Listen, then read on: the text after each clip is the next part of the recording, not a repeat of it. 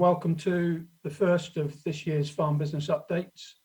My name is Tim Darby and I'm your chairman for this session. We have 5 speakers lined up for you to hear from today, and there will be questions taken after each speaker, with a final session of questions at the end of the meeting. There are some housekeeping things which we just need to run through as usual.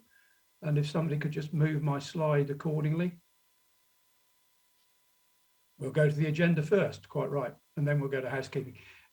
So we'll keep posting your questions throughout the presentations, and they will be collated and assimilated and passed through to me for at the end of each session, and then, as I say, at the end of the meeting. And there are basis and NRO/SO points available for this event, and the code will be displayed at the end of the event, and it's only available for the live event. It will not be available for recordings.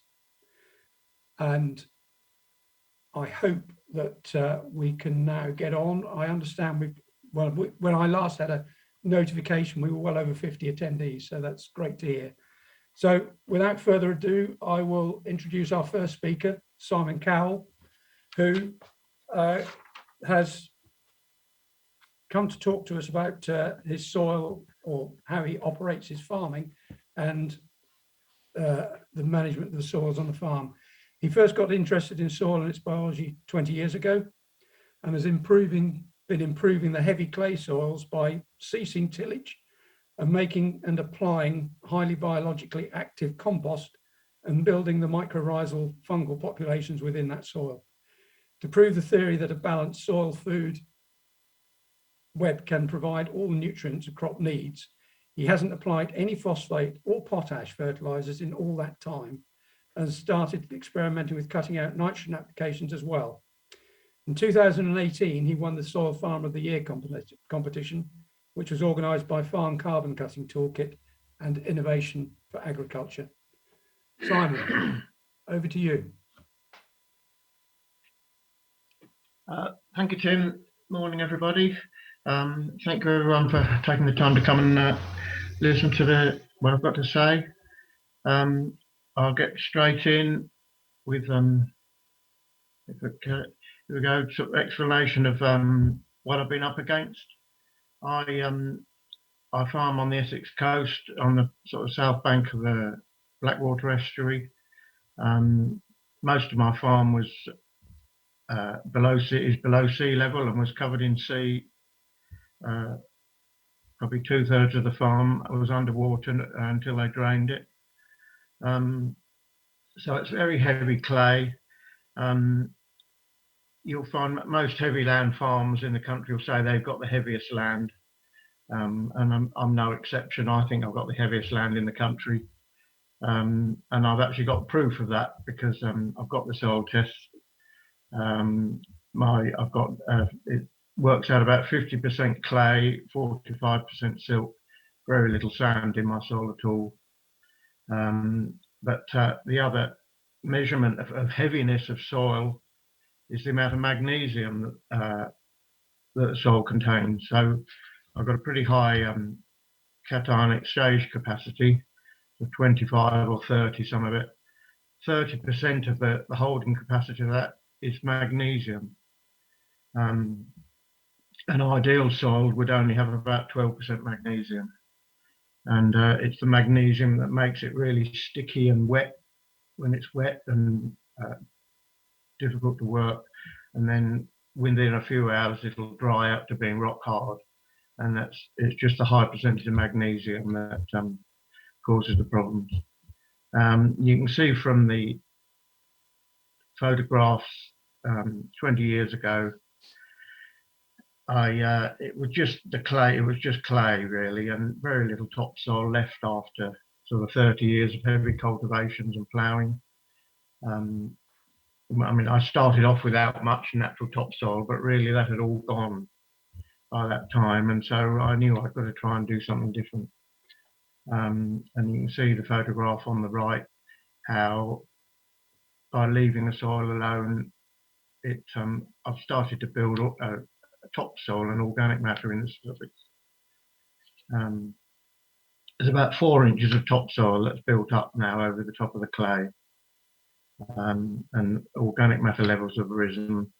And I like this photograph because you can actually see lower down in the soil profile organic matter building. You see the dark patches really quite deep into the soil, down to about 18 inches. And this is worm activity and roots that are going down and breaking down and converting into organic matter. So that's really what I've managed to achieve.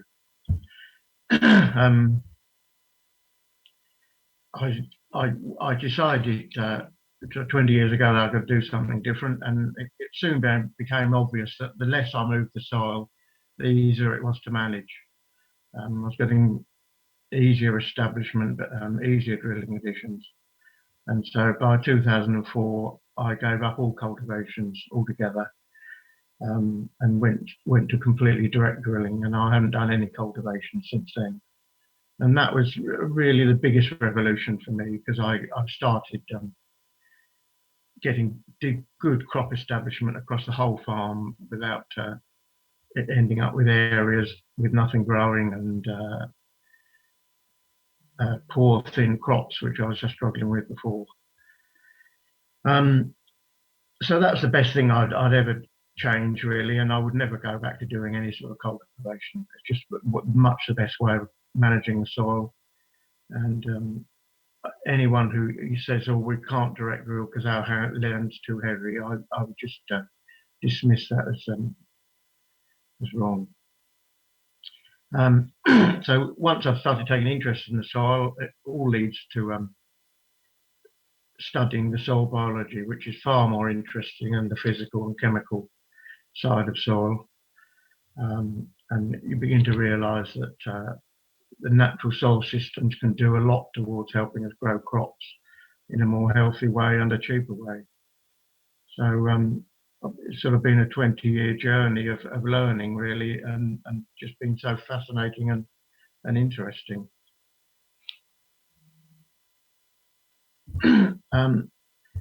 Now, I mean, I understand the conversion to sort of regenerative farming is a big step, and I understand that every farm is different in the way it's set up. Farmers have high rents to pay, farm business tenancies, or they've got big mortgages, or they've got family members that are taking money out, and they're sort of stuck into a very high input, high turnover system, dependent on good big profits to support these things. I just want to try and encourage people that changing their system isn't necessarily going to reduce their profits, and are actually going to make life easier for them. And the key to this is the release of working capital that farmers have got tied up in growing their crops. It's something that often farmers are not really aware of, how much money they've got tied up. You sort of plant arable crops in August, September, October time, start investing in that crop, and you keep on spending money, harvest the crop, and then probably sell the produce through the winter. Money's tied up for 18 months, and you're already spending on the next year's crop before you've sort of got any money in. And what I found was that by starting to do saving on cultivation costs and all the other input costs, this released a lot of money that was tied up. Sort of, I suddenly got money sloshing around in my current account, whereas previously I was running an overdraft, different parts of the year. This wasn't increased profits; it was just releasing the money that wasn't needed to be spent anymore. And in my case, we bought some bits of land around next neighbouring farms. Still had a bit of a mortgage going, and I soon realised there was more money in my current account than the mortgage, and I just paid that off as well.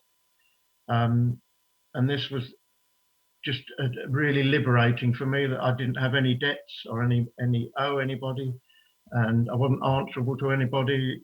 You know, that told the bank manager to just clear off and mind his own business.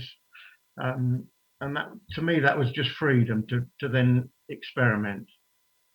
So I was risking less money in growing the crops, and I could afford to actually take more risks and experiment with different ideas.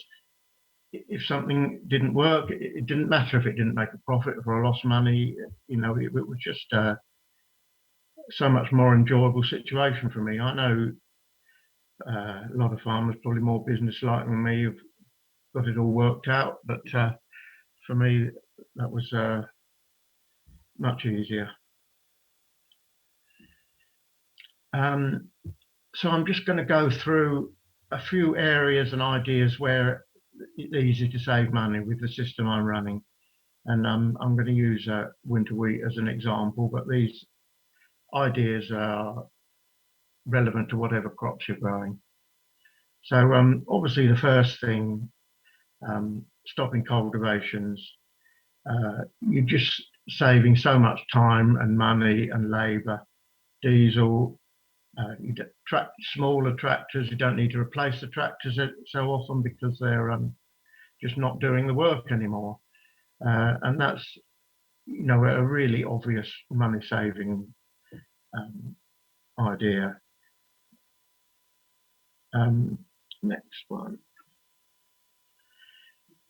So establishing crops,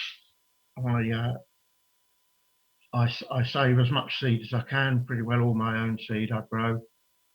I don't use any seed dressings, and I do my own cleaning now. I did lots of tests and experiments growing using my own seed without any seed dressings, testing the for seed-borne diseases, growing crops from previous crops, seed crops that hadn't had any disease, any dressings on. Never saw any disease or any need to use seed dressings. And I'm quite happy to carry on doing that for the moment. I still keep testing the seed, and it works absolutely fine. I don't get any take-all anymore, which take-all is just a symptom of poor soil biology. No need for take-all dressings. Just savings all round. And I used to use mobile seed dresser. And the first year I got them in and said, I don't want any seed dressings on the put on the grain. And I soon realised that really all I was doing was getting them to bag it up for me. So I stopped using the mobile cleaners. I bought this old seed dresser for £500 just to clean the bits of straw and chaff out of the seed. That paid for itself in about the first half an hour of using it. And I've actually sold it again now. And I've got a better rotary cleaner, but it just massive saving in seed costs by doing it like this. Now, as Tim said at the beginning, I haven't used any phosphate or potash for 20 years, which to a lot of people seems pretty reckless. I'm quite happy with that. Really, it's been a long-term experiment to see how far we could go, but really, I still don't see any reason to put any on. And the reason is these are quite recent soil tests, but this is testing total phosphate and potash and some of the other elements. So this is what's actually in the soil, in the clay, locked up, not available to plants at all, but huge levels of these nutrients in the soil. There's 6.5 tons of phosphate per hectare, 42 tons of potash tied up in the soil, which is enough for 110 years of phosphate. But actually, I did these tests 20 years, and the numbers haven't changed, to be honest. And I don't see why I can't keep going on. for a long time like this. But the key to it is encouraging and getting the soil biology to release this from the clay through the bacteria and the fungi and everything working together, supplying the crops. And it's a two-way thing. The crops is feeding the soil and the soil biology, and the biology is providing these nutrients back again. So yeah, I'd be bold enough to say anybody can do this. There's enough of these nutrients in the soil to work with. You just need to get the biology working. I mean, the simplest thing you can start off with is just applying some molasses or some simple biostimulant just to kick off, get things going, get the bacteria working harder for you. Anybody can do that. It was quite interesting. We always, in the past, used to, the soils gradually became acidic and we were regularly liming. But as soon as we start getting the soil biology working, that seems to control the pH of the soil. And all the tests I get back and everything, all the testing I'm doing, the soil is pretty well balanced, 7 pH. And it really doesn't vary at all. And that's just the bacteria and everything else living in the soil are able to control the acidity and get it into the condition they want it to be, where they most like living. I do use, I make some compost whenever I can get hold of any horse manure or anything from around, from stables about, and some of our own. This is a really useful way of giving the biology a boost, a sort of a really highly effective inoculation for your soil. It speeds up the conversion process. So I say I'm using mostly horse manure mucked out of stables, but I've sort of refined the system now, and you can see in the left-hand picture sort of some of the ingredients I use. I have wood chips coming from tree surgeons. I put there's on the pile there of gypsum which I add, provides a bit of sulfur and calcium to the mix, converts those into a more biological form, and then I'll inoculate the whole pile before I start with some really nice topsoil, some really sweet smelling soil. You all know what that nice soil smells like. And I can get the compost when it's fully made to have that really sweet smell as well. And then that's spread out on the field, just fantastic. And you can actually see it change the soil structure within probably 6 weeks sometimes if I get it right. Really well worth doing. Quite a lot of effort, but it does make a difference.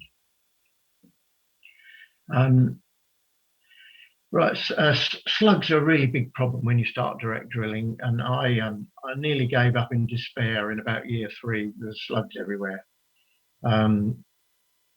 but sticking with it, and gradually the slugs seem to disappear. Now, this slide I've actually had to change it. I used to put no slug pellets, but I just occasionally have to use some on when. If the soil gets a bit anaerobic, or if we get some heavy rain and there's not enough cover on there, and I'm drilling in not actually very good conditions, sometimes the slugs will come back, but it is pretty rare, really, hardly any. But I'll put this picture up again just to show that the environment isn't any longer favourable for slugs to live in these conditions. It's aerobic and light. Slugs like it, so anaerobic, wet conditions, sort of, they love, well, I always think of the example that organic gardeners use beer to put in their slug traps. And it's because of that smell of that fermenting and sort of rotting down conditions that they love. And you often can smell it when sort of rape is rotting down. It's that anaerobic conditions. I don't grow rape anymore, and the conditions are not there favourable to slugs anymore. But it's something that you've got to stick with, and it'll gradually come over the years. There's no shortcut of rape. The other interesting thing is I don't use growth regulators on my wheat or any cereals anymore. And I've just put this diagram of how a conventional cereal plant should grow. The gap between the nodes gets longer as it goes taller and taller. So the first internode is quite short, and then they gradually increase by about half each time. On a conventionally grown crops that have grown in cultivated soil, you get a lot of mineralization of nutrients, particularly nitrogen, and this is why you get green, lush growth. And farmers love the look of these lush green crops in the spring, but the stems are extending much too fast. It's an unnatural sort of growth rate. But when you're direct drilling and not disturbing the soil, you don't get this mineralization, and the plants grow at a much more even rate, like I've shown in the picture. So yeah, growth regulators are not. I just don't use them, and I don't get flat crops anymore. They're much more stable plants.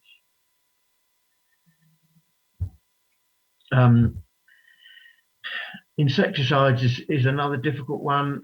I don't use any insecticides in the summer in crops anywhere, but I still sometimes have to use an autumn insecticide for aphids to stop the spread of barley yellow dwarf virus.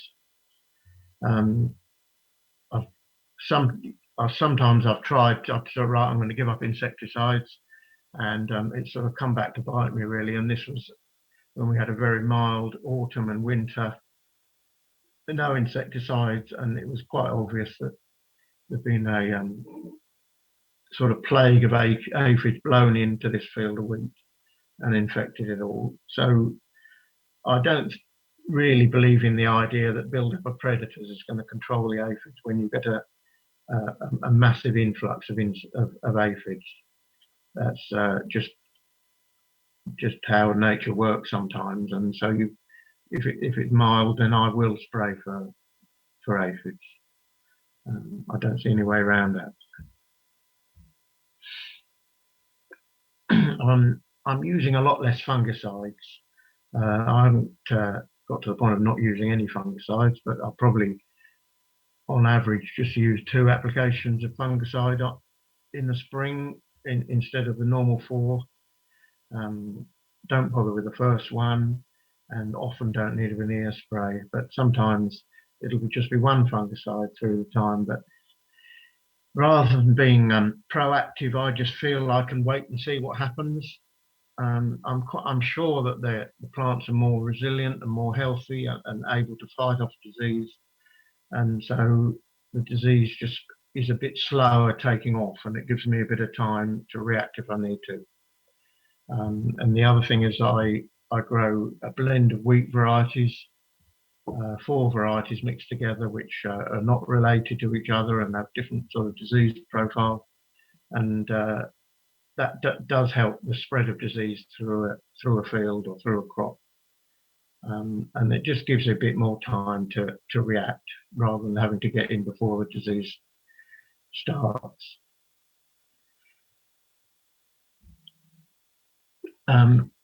Now nitrogen, we're all well with the price of nitrogen and all the pollution issues into the water and air. We're all trying to use less nitrogen. It's quite a difficult one, really. The first thing that I did to reduce my nitrogen was actually change the cropping. If you're on a highly intensive sort of wheat rape rotation, it needs a lot of nitrogen to sustain that, to get good crops. So by changing to a more diverse rotation, growing spring crops, bringing legumes back into the system, peas and beans, and I grow lucerne as well, and then growing, say, linseed instead of oilseed rape. I pretty well halved the amount of nitrogen that I was using in the year across the whole farm. But then the nitrogen rates, I don't go overboard with nitrogen. My wheat has about 180 kilograms of nitrogen a hectare. But it's quite difficult because I'm actually processing a lot of carbon in the system now, growing organic matter, and it all needs nitrogen to balance that out. And I don't think if you were to stop using nitrogen that you could carry on building organic matter at the same sort of rate that I'd be able to do it. So if I try and explain what I mean by this, in a conventional cultivation system, you're aerating the soil, breaking down organic matter and releasing nutrients for the crop. It's called mineralization. And this is what organic farmers do. They grow 3 or 4 years of a fertility building lay, and then they plough it out and release the nutrients from the organic matter they build up to grow their crops on.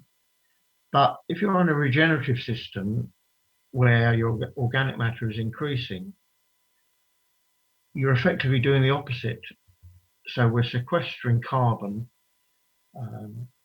and all the other nutrients that go towards the living part of the soil. Everything living in there needs nitrogen, phosphate, potash, magnesium, 20 odd elements to grow. And so that's quite a strain on the system, and it's actually nutrients that are taken away from the growing crop. So I used to follow the idea that nitrogen was actually burning organic matter and releasing carbon, but I don't think that's true anymore. And I think you need to use nitrogen in the system to get it all to work and to feed off. So I've worked out I'm roughly sequestering about a ton of carbon a hectare a year, looking at all my organic matter tests over the years. So this also means organic matter isn't just carbon, it consists of all these elements, and that actually represents about 100 kilograms of nitrogen, which I'm losing to the soil at the expense of the crops. I don't think it's possible to keep growing 12 tons of wheat and build your organic matter. It's just, it requires too much to do it.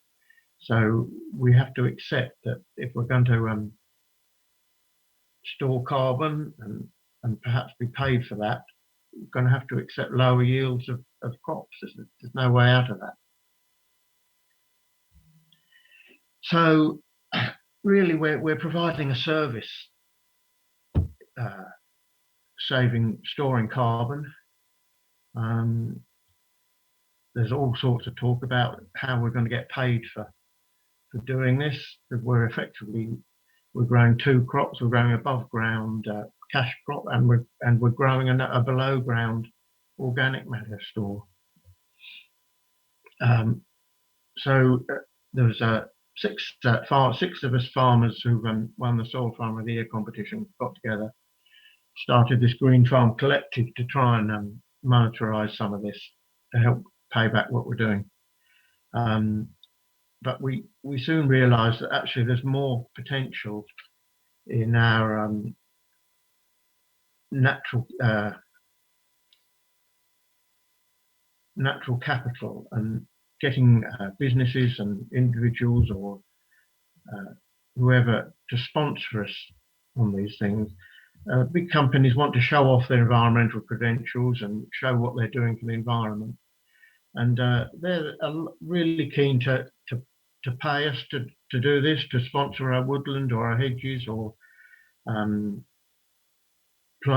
strips of wild bird food and flowers for pollinators and all this sort of thing,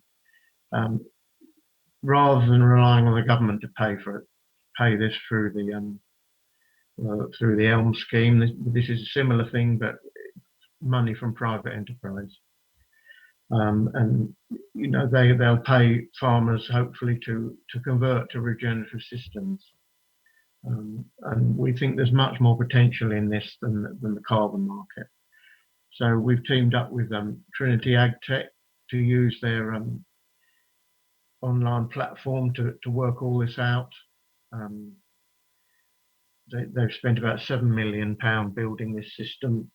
It should be the Rolls Royce of carbon calculators, and we'll use it to verify everything we're doing on the farms. So that's very exciting. We had a Zoom meeting last night talking to farmers, and we're having a farm walk in June. If any farmers are interested and want to be on our mailing list, just email me and I'll put you on the list, and you can get involved with that. The website there as well. So yes, my email address is there. Get in contact. Yeah, so that's all I've got to say. Thank you. Thank you for listening. Simon, thank you very much indeed. It's intriguing what you can get away with on heavy land, and being a very light land farmer is my historical background, although I was brought up on the fens, so I know a bit about organic matter where it was nearly 60% and we couldn't hold it, as opposed to almost zero at the other end, where we struggle to even increase it. So very interesting to hear from you. I've got a series of questions here, and we have got a few minutes in hand, so I'm going to start at the top and work down. First one was, are there any organic matter inputs that have shown a quick boost to soil organic matter? Well, obviously, I've always been chopping my straw and returning residues. It's not as simple as that. I don't use any outside manure or anything else, and I've actually not been growing many cover crops because of how difficult it is on heavy land. But there's quite a doubt about how much you can increase your organic matter by just applying organic matter. The breakdown process involves the soil life breaking it down and pretty well expiring most of the carbon back into the atmosphere as carbon dioxide. Compost is fine because it's already stable and that will stay in the soil. So yeah, compost applications are great, and a lot of it is dependent on how the residues and the applications are broken down. If there's any sign of anaerobic digestion, the whole lot's lost. But if your organic matter's gone through a worm's guts, there's much more chance of it staying there. Really, organic matter building is a biological process.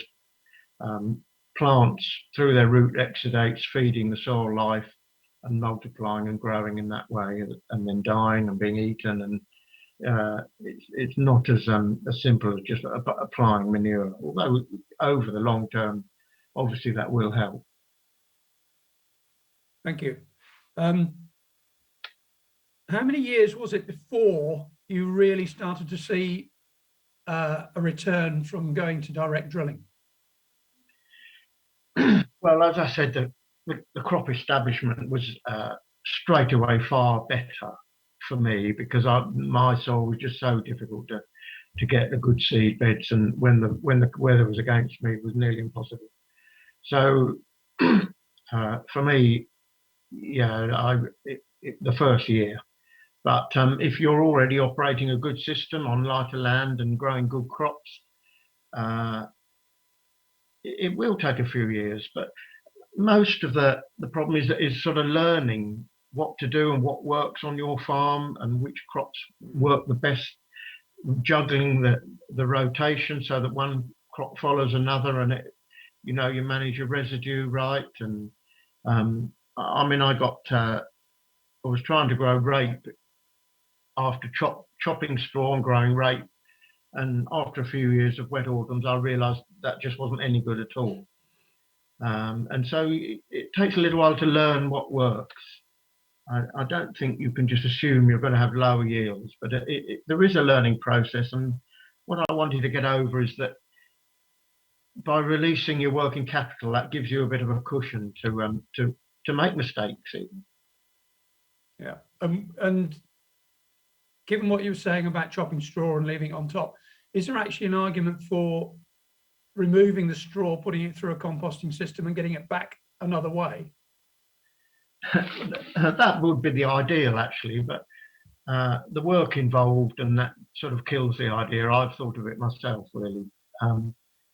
But managing residues is quite difficult, and I sort of have a rule now. If I'm going to, after a cereal, if I'm going to drill in the autumn, I'd leave the stubble as long as I can, tall, so that it doesn't interfere and doesn't break down as quickly. It breaks down over a lot longer period.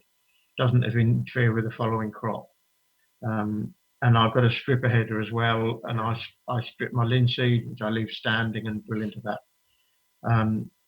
That's much better than trying to grow crops in fresh chopped straw, or even second wheats don't do so well. If I'm drilling in the spring, then I do cut it short as possible, chop it, and I use a straw rake and spread it evenly and get it to break down over the winter so that it's not there in the spring. All the straw's gone, worms have taken it down, and I've got a clean start for the spring crops. Thank you. Another question here. How do I set about making compost at farm scale with cattle bedding, hedge chippings and grass cuttings? Yeah, great. Any organic matter you can get hold of. You have to, it's a bit of an art to compost making, which you sort of have to learn. Getting the carbon nitrogen ratio something like right to get it to break down quickly. I mean, you can make compost out of just wood chippings, which is nearly all carbon, but it'll take a year or more.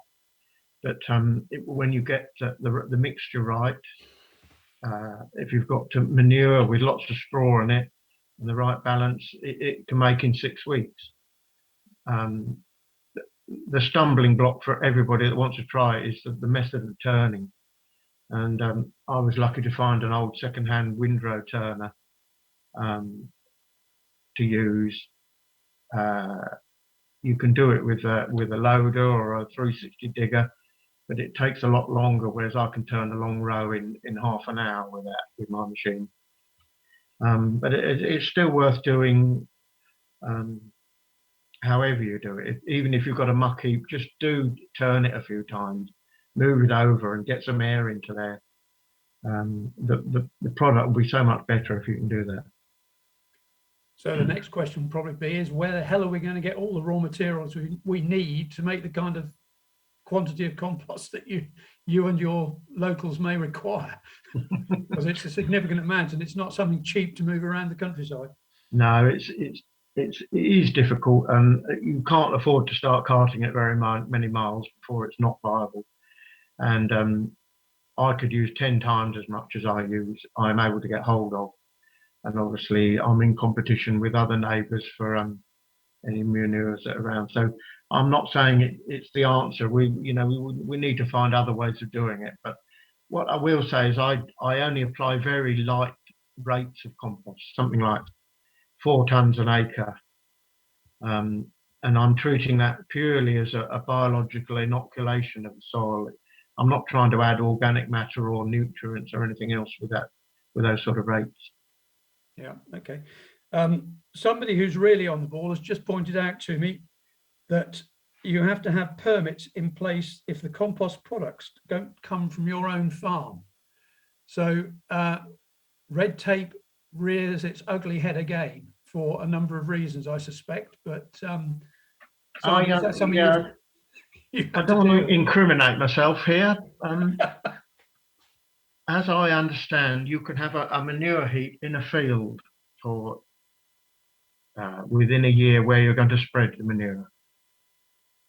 And the fact that I turn it as a compost row is not mentioned. So it's far better to compost it and leave it as a heap of manure. I don't think you need a permit to import manure as such. I think if you're selling it as a product or I don't, it's a bit complicated. I'm sure that somebody somewhere within the Environment Agency who knows about permit regulations and so on and so forth will soon pipe up if there's something written or refer us to the right spot. One of the other questions I've received, we better move on and get off a contentious subject, otherwise we could be here all day. One of the other things that's come to, questions come through is the equipment that you've got on farm now. If somebody's using a contractor to do all their farming and they're equipped to deal with a normal arable scenario, if they move towards a no-till situation such as you're involved in, what new equipment might they need to use, and could that be a big reason for not changing in terms of cost and so on? Yeah, I mean, contractors hate the whole idea of direct drilling because they're just going to be cut out of a lot of work. If you could find a forward-thinking contractor that's bought himself a good direct drill, then that's your answer. Or if you've got a contractor that's wants to modernise and get a direct drill, that's the way to go. But if they're still stuck in trying to keep their landowners, contract farmers, earning their money out of doing the work and all that, I mean, really, that's for the future. That's doomed, I'm afraid. Right. One, somebody else has asked, how did you cope with blackgrass, or were you one of those very astute operators who, prior to change, had removed blackgrass completely? No, I still have blackgrass, I'm afraid. I've got blackgrass over the whole farm, and like most people. All I will say is that by having a diverse rotation, I can keep it under pretty low numbers. If you come around my farm in the summer, you'd think I probably haven't got any blackgrass because it's not all showing thick above the crops, but there is some. It is there everywhere, and I do think that it's not as virulent as most farms, because my soil conditions are not really as conducive to the blackgrass. Blackgrass isn't dominating anymore. The crops are dominating the blackgrass, so they're smaller plants. They have, the blackgrass have less tillers, and they actually don't show above the crop anymore. But it's evolved to everybody's farms and systems, and very persistent. I haven't got the answer to blackgrass, but it's not costing me a huge amount of money anymore. That's good to hear. And it's very interesting to hear that your own crops are out competing the blackgrass. So that's I think on that note, Simon, thank you very much indeed. I do apologise to those of you who asked other questions, which we haven't got round to, and we may have time at the end of the session to pick some of those up. But Simon, thank you very much indeed for your presentation and for answering the questions that were raised so far. Okay. Thank you very much. Thank you. Ladies and gentlemen, we're going to move on to our next speaker, who is Sean Dowman from Affinity Water.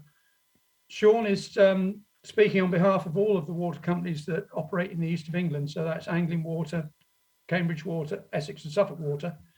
And so bear that in mind when he's talking, but he's agricultural advisor for Affinity Water, where he works in partnership with farmers and land managers across Hertfordshire.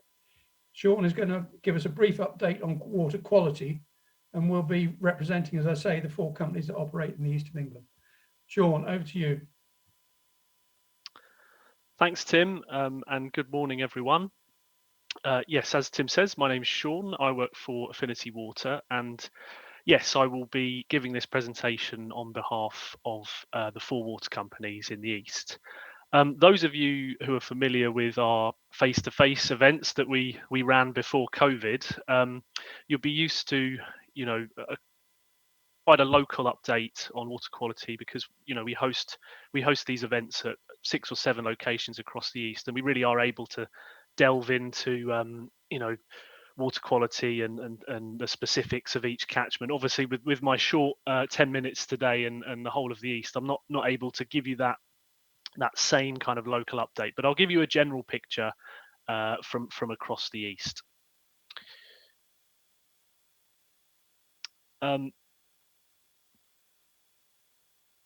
Okay, so this map just highlights where each of the water companies are based across the east. Just to note, this map actually, it kind of signifies our operating area. So this is where we supply water within those patches, which can be slightly different to the catchments where we may be liaising with farmers on specific projects. And that's because I think for most of the companies, we do have certain overlaps where, you know, the catchments don't respect company boundaries always. So if there's a catchment that crosses a company boundary, we will obviously, it's within our interest to work with farmers across the whole catchment. So, but broadly speaking, that map just shows, you know, roughly where we're working in the east. So, you know, we've got 6.3 million people that live across the east, and most of those people will be supplied by one of the four companies. Most of the people are on mains water across the east. We have a growing population, and it's one of the driest regions of the UK. And agriculture is the dominant land use. So when thinking about supplying those 6.3 million people with water, if, really all of the water we abstract comes from the natural environment, comes from catchments, groundwater or surface water catchments. So if we think about the journey of that water, you know, really much of that water will flow through farmland at some point. So actually what happens on farm can have an influence on the quality and quantity of water that we're able to abstract. So it's really important for us to build good relationships with farmers in our catchments. And if there's particular issues, see if we can work with farmers to solve those problems at source. Just to give you a very broad summary of some of the challenges we faced in the east. Obviously, each catchment is different.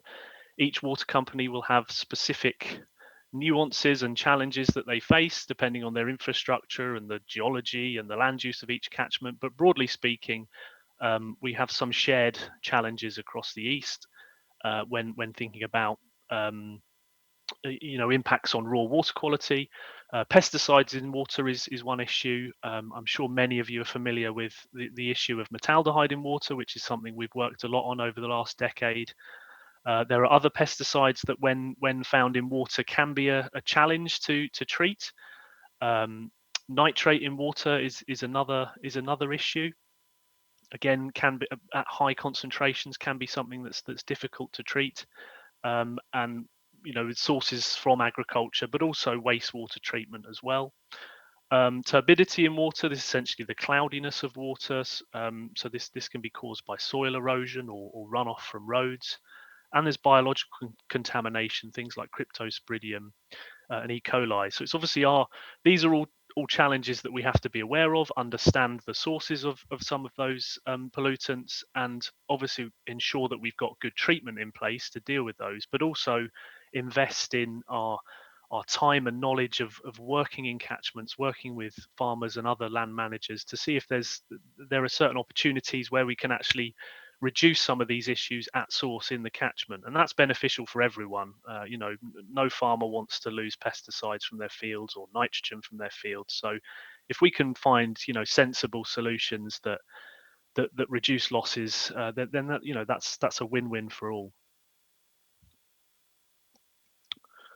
So just a couple of very specific updates. I mean, you know, we often talk about, we've obviously been talking about metaldehyde a lot over the last few years, and I think we'd made some good ground with metaldehyde, and we were seeing, you know, certainly reductions in water of metaldehyde through the great efforts of farmers across the east. But obviously, I'm sure you're all aware that as of the 1st of April, outdoor use of metaldehyde slug pellets will be banned.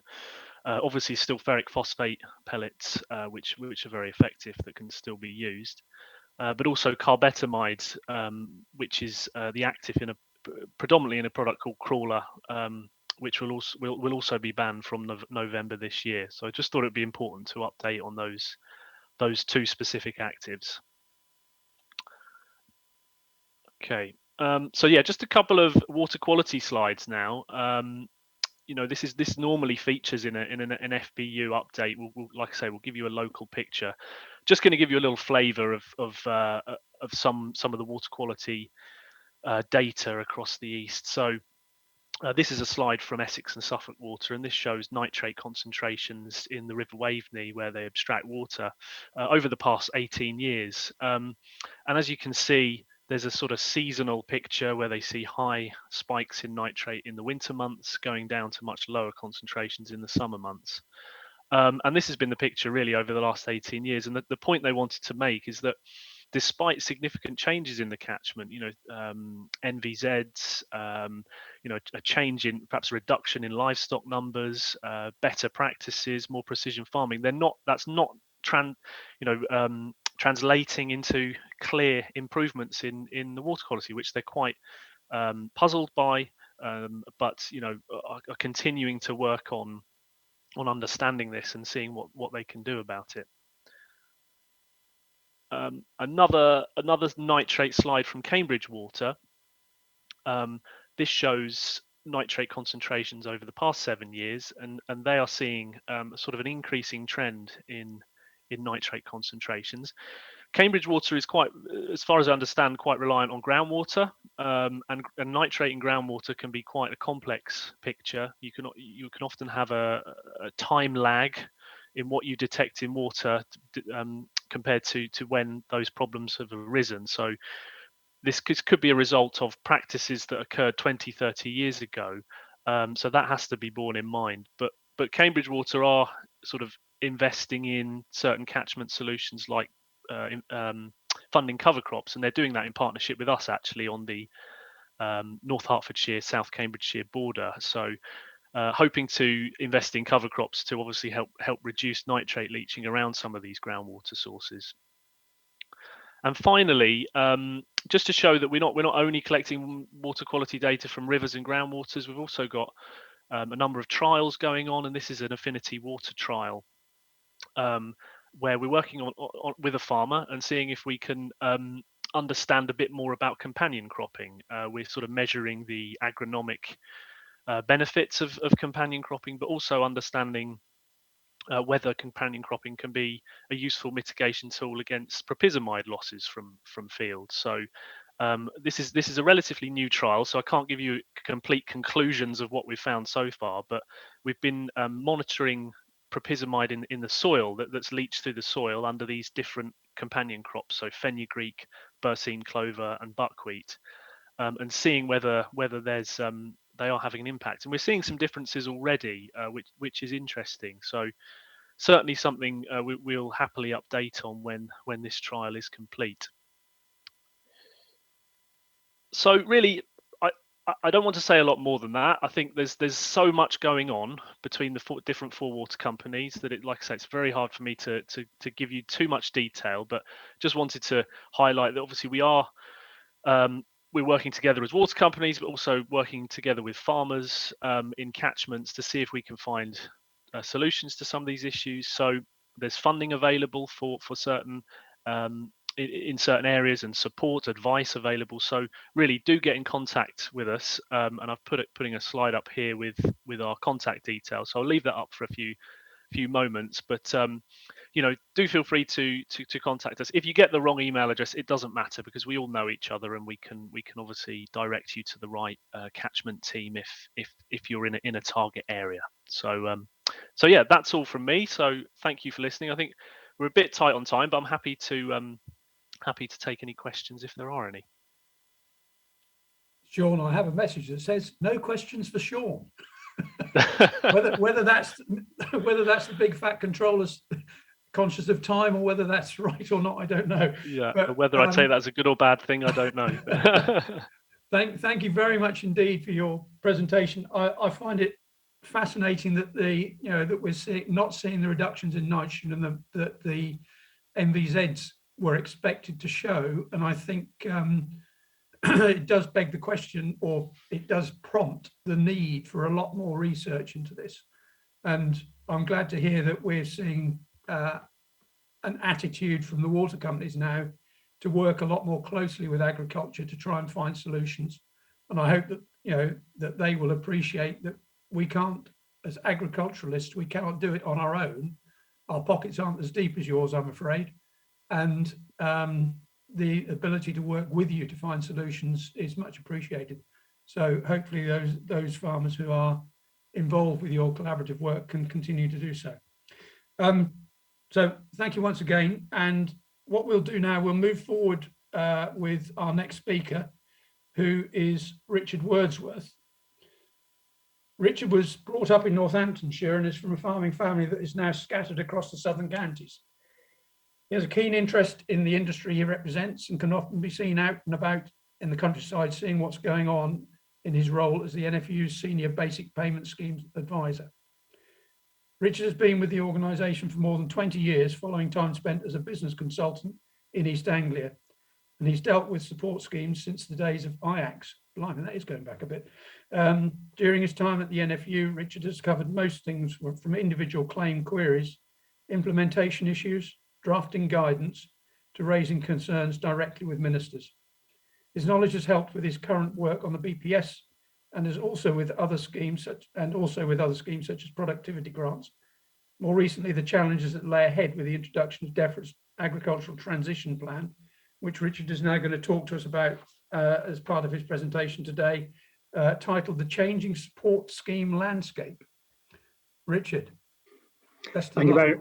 Thank you very much, Tim, and morning everybody. And I'm just going to run through some slides, just covering where we are on some areas of particular interest for those attending today. I'm not going to cover the whole sphere of activity that DEFRA's got, because I've only got half an hour to cover what I'd like to cover today. And so if we move to the first slide, I just want to just give you a bit of an update on where we are with the basic payment scheme.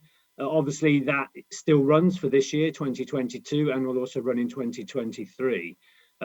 It's still the largest value scheme, and people obviously will still be claiming those scheme payments this year, with the claim window now confirmed to run between the 15th of March and the 16th of May. Online applications, online land and entitlement transfer activity is now open if people need to move entitlements or land around on the rural payments online system that the RPA operate. So always useful to get those sorts of elements underway early. Like I said, the scheme's still worth quite a bit of money, circa £1.4 billion worth of funding due to be paid out from December this year, is where we expect it to be. In terms of changes, obviously we're slightly in the twilight of this scheme. Obviously the government is moving away from these sorts of cap schemes, and so we are looking very much at little change in terms of the rules, the way that the online system, the paper forms work, because simply money isn't being put into the development of those at this point in time. Obviously the critical thing that is happening this year, again, second year, is obviously the progressive reductions in the payments that farmers are going to receive, and in the table on the slide there you can see how those will operate over the next 3 years, including this year. We don't know where the rates will be after 2024, because that's the determinant of the next Parliament and government, whenever that may kick in. We will see a few little changes in the rules. We've seen draft guidance. Can't say too much about what's in there, but there's a few things that you just need to watch out for when the guidance comes out. The what's new section is always worthwhile looking at, and the NFU will be having some support for its members going forward on BPS this spring again.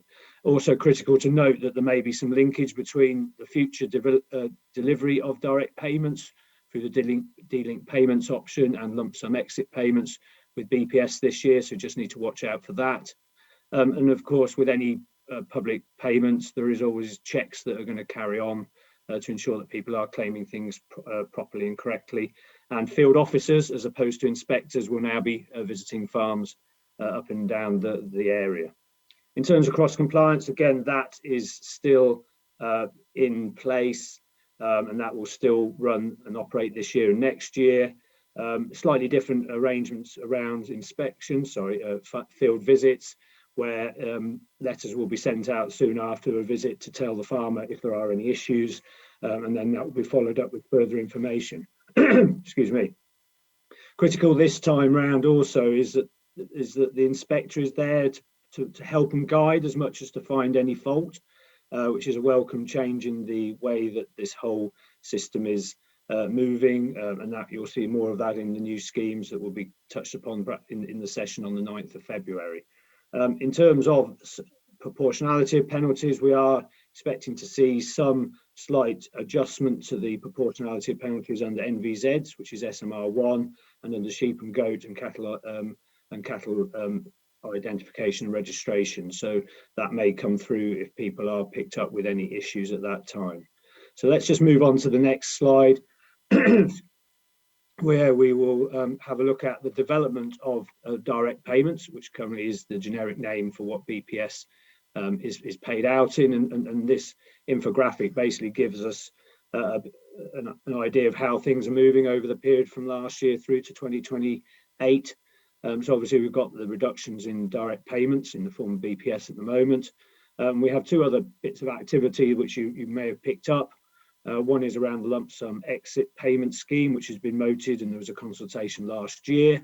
And I apologise, this slide is out of date in terms of timings here, but that just simply shows where we are with the rollout of this activity from DEFRA. So we were expecting the rules and the guidance out last October. We are still waiting for those rules and guidance to be published, and we expect those to be published in the next, hopefully in the next couple of weeks, when they have decided on the tax treatment of the lump sum as well as the de-linked payments, which is obviously quite a critical element if people are going into this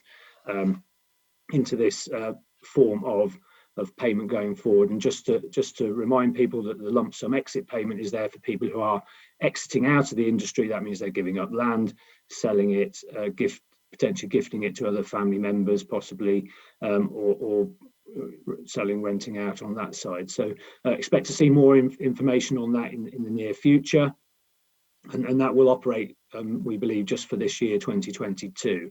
The thing that will affect most people who will continue farming with their receiving direct payments is the transition from a BPS system where you're filling out a claim form on an annual basis with entitlements and all the rules we need to worry about around that 15th of May deadline period, to a de-linked payment. The critical thing to note is how you will transition across, and the reference periods from claims in the BPS years into the de-linked period starting in 2024. At that point in 2024, we'll also see the removal in large part to the cross-compliance mechanism we've talked about and people have got used to since 2005. So quite a bit going on, quite a bit to look out for, and I would hope in the next couple of weeks that we'll find out a lot more about this.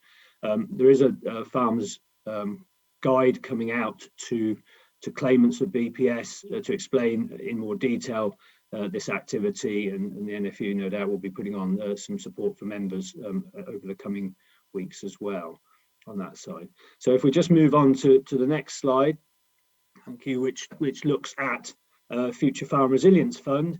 Again, just explaining in the previous slide about all of the activity that's been going on around the changes in the payments, the levels of payments. Clearly that has a financial impact on farming businesses. And so what DEFRA has offered since last July is some free confidential and support for farmers who are claiming BPS or direct payments, to have discussions with advisors to work through what their plans may be for a business, options, family succession, you know, even whether in 5 years' time they will be a business that's farming. So well worth, if you haven't engaged with that support offering out there that DEFRA's funding. Like I say, it's free and confidential between the advisor and the farmer. That is still available, and just recently they extended the support up until August this year for the current phase of that support that you can tap into. More details are online. There is a helpful blog which DEFRA have published and giving details, and we will see also the support scale up again further in September this year, which will run probably until 2024, 2025. So well worth, if you haven't engaged and thinking about the future of your business without the prospect of receiving an annual BPS or direct payment, then we would definitely urge you to engage with that activity. If we move on to another key area of activity, which I'm sure most have picked up in the last month or so, and this is about DEFRA's vision to improve productivity, farm resilience, perhaps environmental credentials of the sector through the offering of a number of grant schemes that are being offered during this transition period. We don't expect these grant schemes possibly to last for much more than 3 or 4 years, possibly on from this point now. So there is a bit of an opportunity now to tap into perhaps some grant opportunities. And what I'm going to do in the next 2 or 3 slides is just run through what is happening, what's coming around the corner, things to think about, things to consider about, with regards to your farming businesses. So back on the 16th of November, DEFRA announced the long-awaited Farming Investment Fund, which is effectively an umbrella description for a number of activities that it's rolling out to support farmers. So on that date, the Farming Equipment and Technology Fund, small grants with a budget of £17 million was launched, very similar to the Countryside Productivity Small Grant Scheme that was offered under the old CAP regime. That opened, interestingly, not only for farmers but contractors and foresters in England, and basically ran on the premise that there was a list of 120 items that had a standard costing and a grant contribution to them, which farmers could apply for in combinations, providing that their grant request was between the value of £2,000 and £25,000, which was an expanded grant range from the previous grants I just referred to. So that offering unfortunately closed at midday on the 7th of January. So unfortunately, if you hadn't heard about it and not aware about it, you've missed the boat largely on the current round 1. And so we're in the process at the moment of looking, DEFRA and RPA looking at the applications that are coming in. Bear in mind that these are all competitive schemes with an element of value for money from the Treasury fitting into that decision-making process. And they are scoring the claims that have, applications that have come in, and they will hopefully be making decisions on whether people are successful with their applications in the hopefully next week or so. What then happens is that those who are successful are offered a grant funding agreement and then have to go out and purchase, have delivered, paid for in full, provide all the paperwork to the RPA by the 30th of September. So a sort of 2-stage process. Now at the moment, we are aware and understand that the interest for this scheme has been substantial and has been significantly well above the budget of £17 million at this point in time.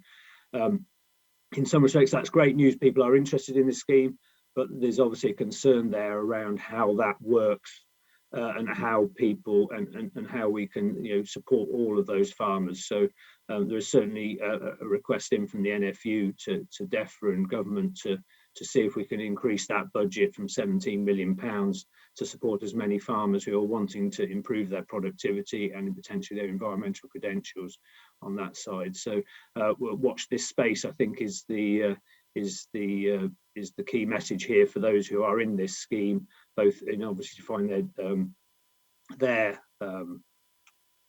outcome from their application, or indeed where we end up in terms of those that are successful. If we can just move on to the next scheme that was also launched on the 16th of November. We just talked about the small grant schemes. Now obviously we're talking about the larger grant schemes, and there are a number of elements to the large grant schemes under the subheading of the Farming Transformation Fund. And the first one that kicked off, obviously quite relevant for today's session, is around water management, and the water management theme was actually launched again on the 16th of November, and that one closed on the 12th of January this year, primarily aimed at horticultural and arable sector, and looking at supporting infrastructure investment on farm reservoirs, related equipment, crop irrigation, effectively very keen DEFRA to look at the efficiency of water usage and management. And so that opportunity has obviously come and gone for those who may be interested in that, but we'll come back to that in a little while. But just to give him an idea of the grants range here is between £35,500,000, with an intervention rate of 40%. So obviously quite a different level of funding here, and I gather there's also been quite a good uptake and application for that funding from the sectors that are primarily it's aimed for. Where we are at the moment is we understand that decisions have been made on the applications that have been received, and so those who've been given the green light to put in a full application by the 30th of June are getting underway with that activity. The critical thing obviously with this type of investment is issues around planning and abstraction license coverage in terms of what those farming businesses want to do. So that's just to be aware of something that's already underway, and a number of farmers will be engaged with that.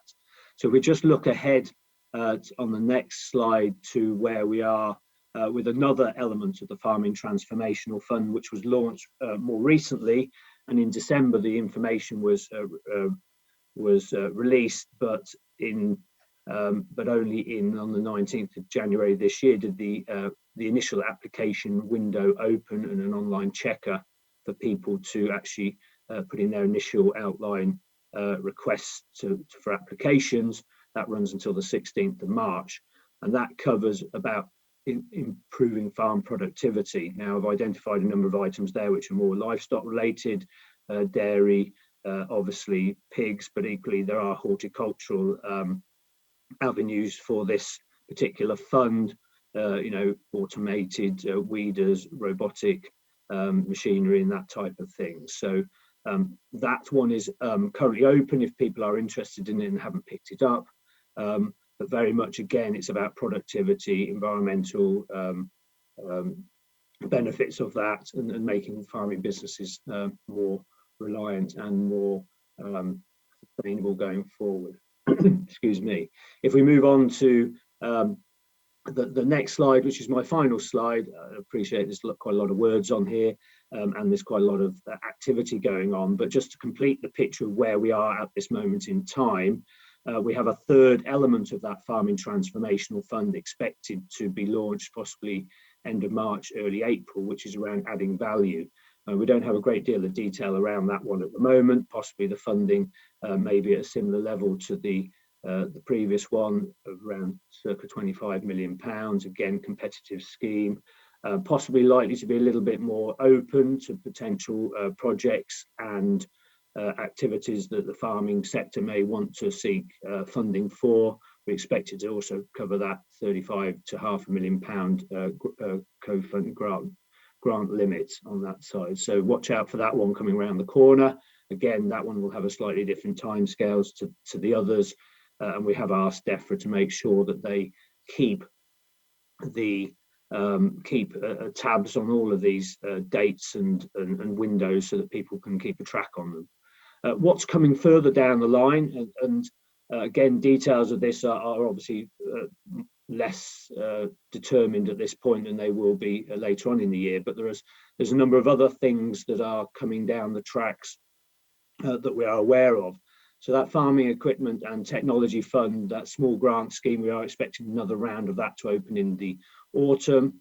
DEFRA are going to review the list of 120 items and see what can be added, possibly taken off that list.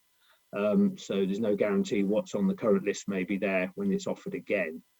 In terms of animal health and welfare pathway grants, DEFRA wanting to ensure every livestock farmer is improving and ensuring that their animal health and welfare credentials are up to scratch, and so there will be some grants, possibly those that are already offered at the moment, possibly getting repackaged, possibly others being added to them to help those who are livestock producers at this time. And then one obviously that has got its own sort of focus is around slurry, and the Agricultural Transition Plan, when it was first announced, covered a slurry investment scheme. We've got inkling that recently that there is that scheme is going to probably form a theme within the Farming Investment Fund, and certainly DEFRA and others are currently looking at the whole area of slurry, looking at a slightly more holistic way, and latterly have included and are working quite closely with the Farming Rules for Water team in DEFRA link up, because obviously there are some critical links between those two areas. But certainly there is plans to have an infrastructure grant for slurry around stores and covers, and that work is ongoing at the moment in terms of the offer for year one. And what I would say there is look out for DEFRA blogs that are going to be released possibly in the next week or so, giving an update on that work. So if you are a farmer that has a slurry system, then please watch out for that opportunity, which will come out later this year.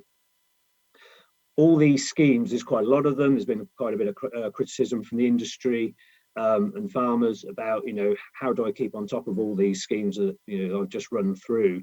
And I think DEFRA recognise that, so they are looking to try and simplify the application process. So they are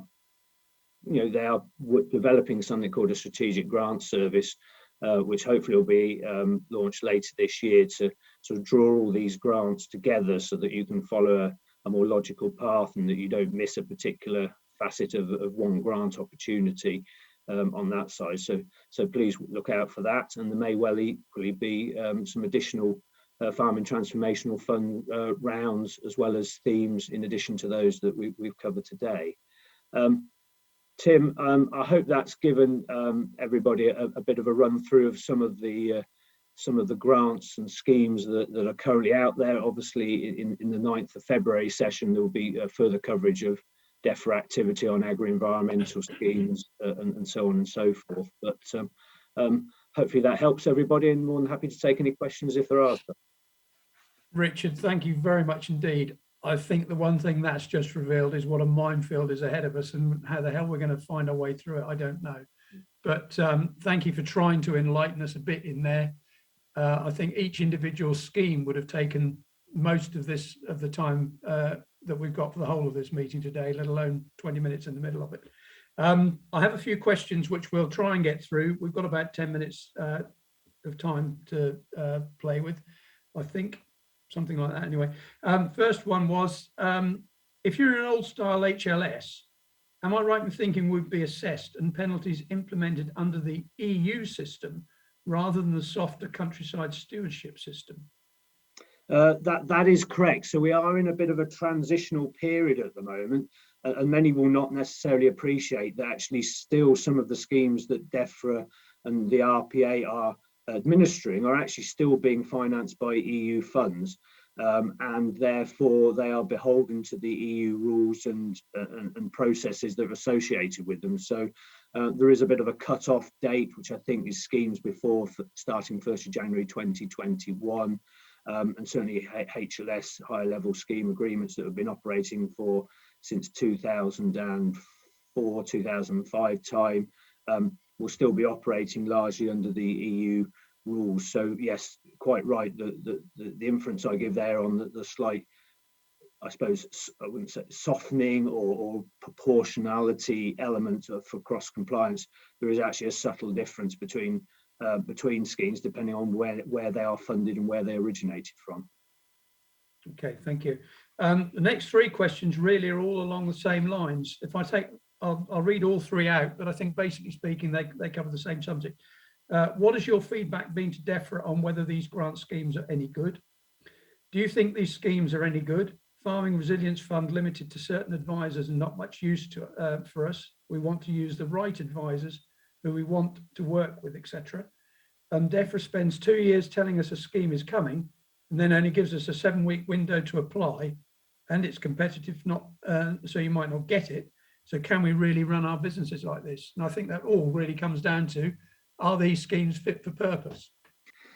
Yeah, I can totally understand the sentiment there, and I can understand exactly where we're coming. If I take them slightly in reverse order, the whole point, the whole issue about certainty, businesses planning, farming businesses are, long-term investment, models, and you need to have certainty and confidence that what you are actually planning to do, that there's actually maybe a scheme coming down the tracks in perhaps 6 months time, not being told that you've now only got 6-7 weeks to decide whether you're going to do what you've been planning or thinking about doing for the last 2 or 3 years, and you may want to do in 2 or 3 years' time.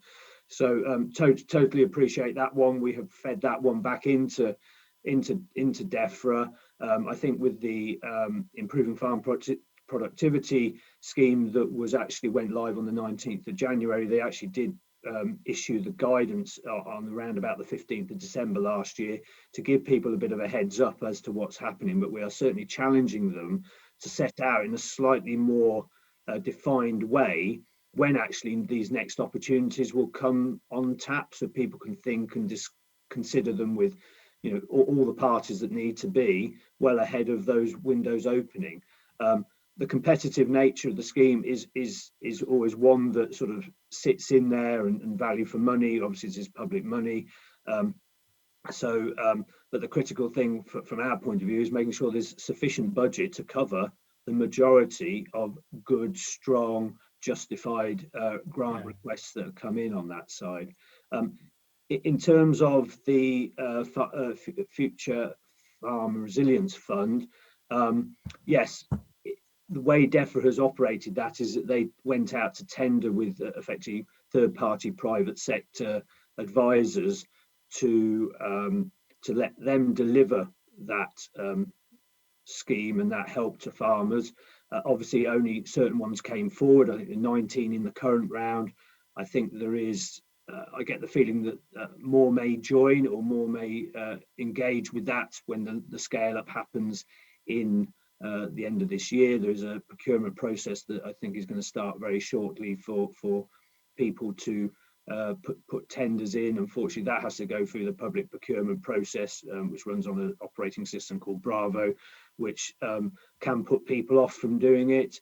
But we are aware of consortiums and others coming together to try and offer that package for farmers. NFU is very supportive of this support, because it's about getting the businesses fit for the future without, in the world of without BPS on that side. So, Tim, just remind me what the first question was. I can't remember whether I've covered that in my first piece. What's your feedback been to DEFRA on whether these grants schemes are any good?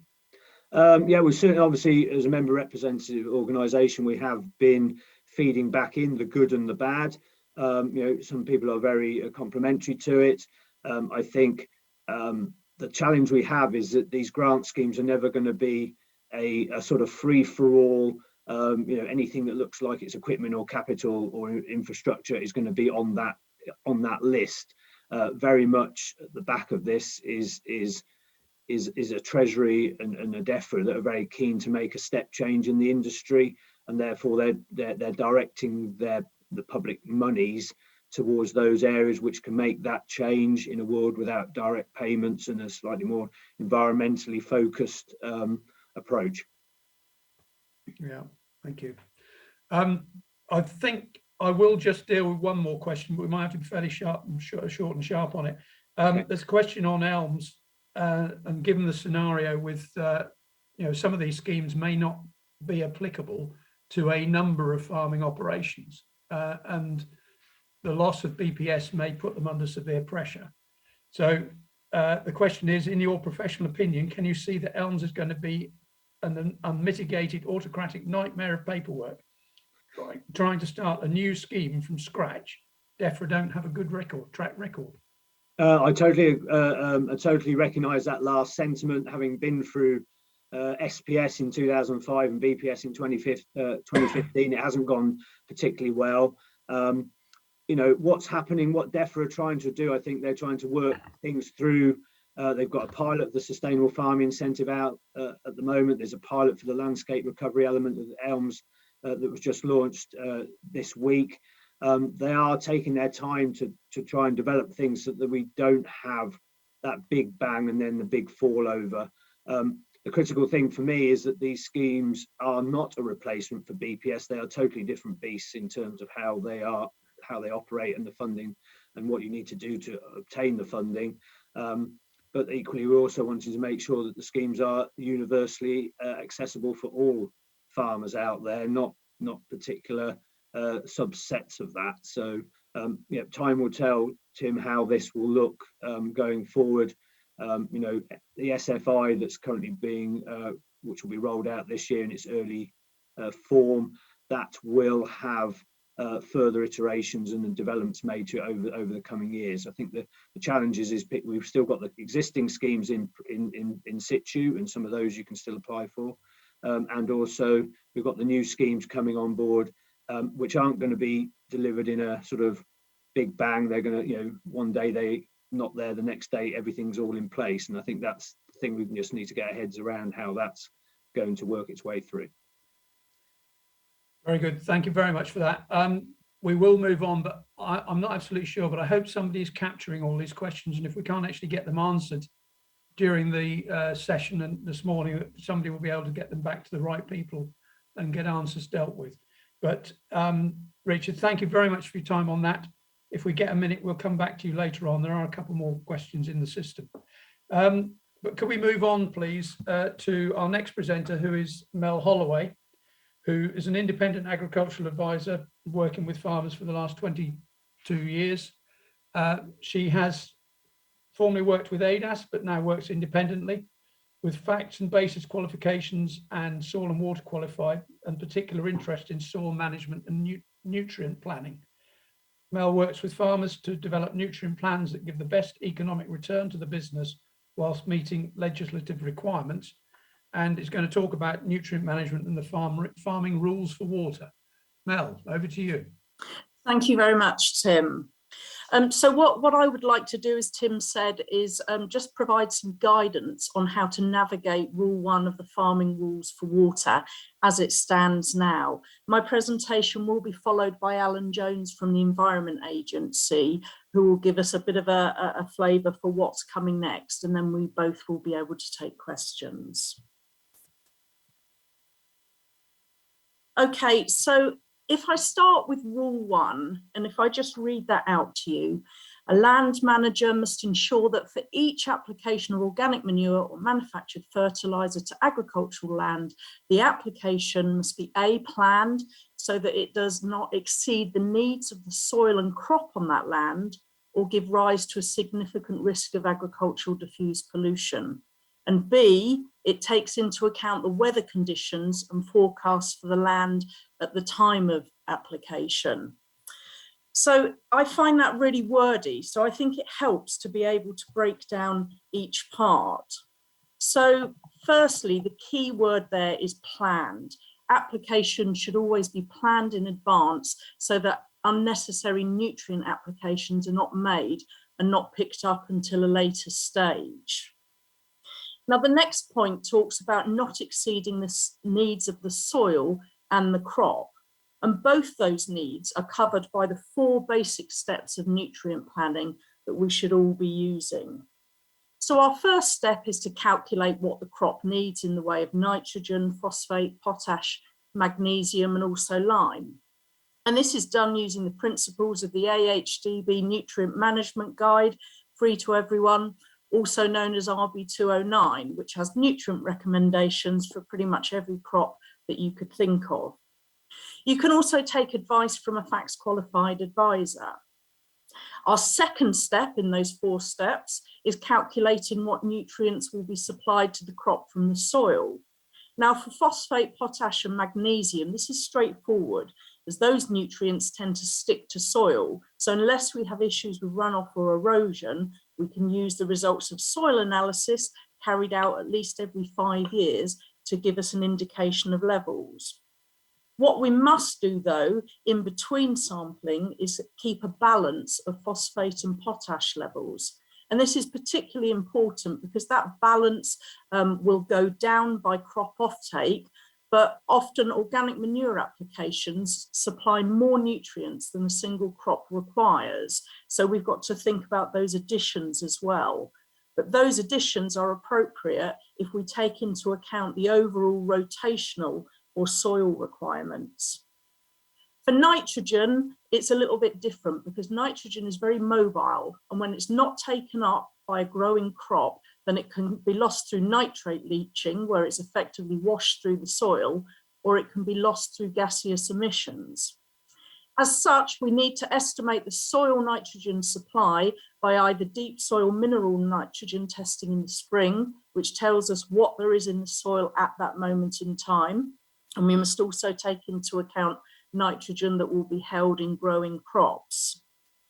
Or we can use the field assessment method, which is in RB 209. And this takes into account the previous cropping of the field, the rainfall of the area, and the soil type, because all those factors impact on the soil nitrogen supply. So then on to our third step of nutrient planning, we want to estimate the nutrient supply from planned organic manure applications. Obviously, we've got to think about the type of organic manure, the application rate, the nutrient content, ideally from analysis results to give us the most accurate indication. We need to think about the timing of application, the soil type, and the incorporation timing, as all of these affect nutrient availability to the crop, in particular nitrogen. And then finally, our fourth step is topping up with fertilizer, with nitrogen fertilizer to meet the crop need and phosphate and potash fertilizer to meet the crop and soil need if required. So just moving on to our second point in part A, it's about planning applications so they don't pose a risk of pollution. And this is also linked to part B, which is about thinking about weather.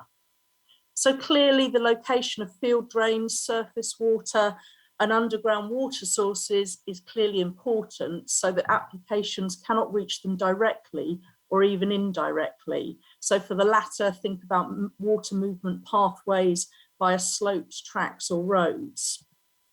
Soil type and structural condition of the land is also linked. Obviously, a heavier soil is more likely to compact if travelled in wet conditions, and this can result in overland runoff, whilst a lighter soil is more prone to erosion.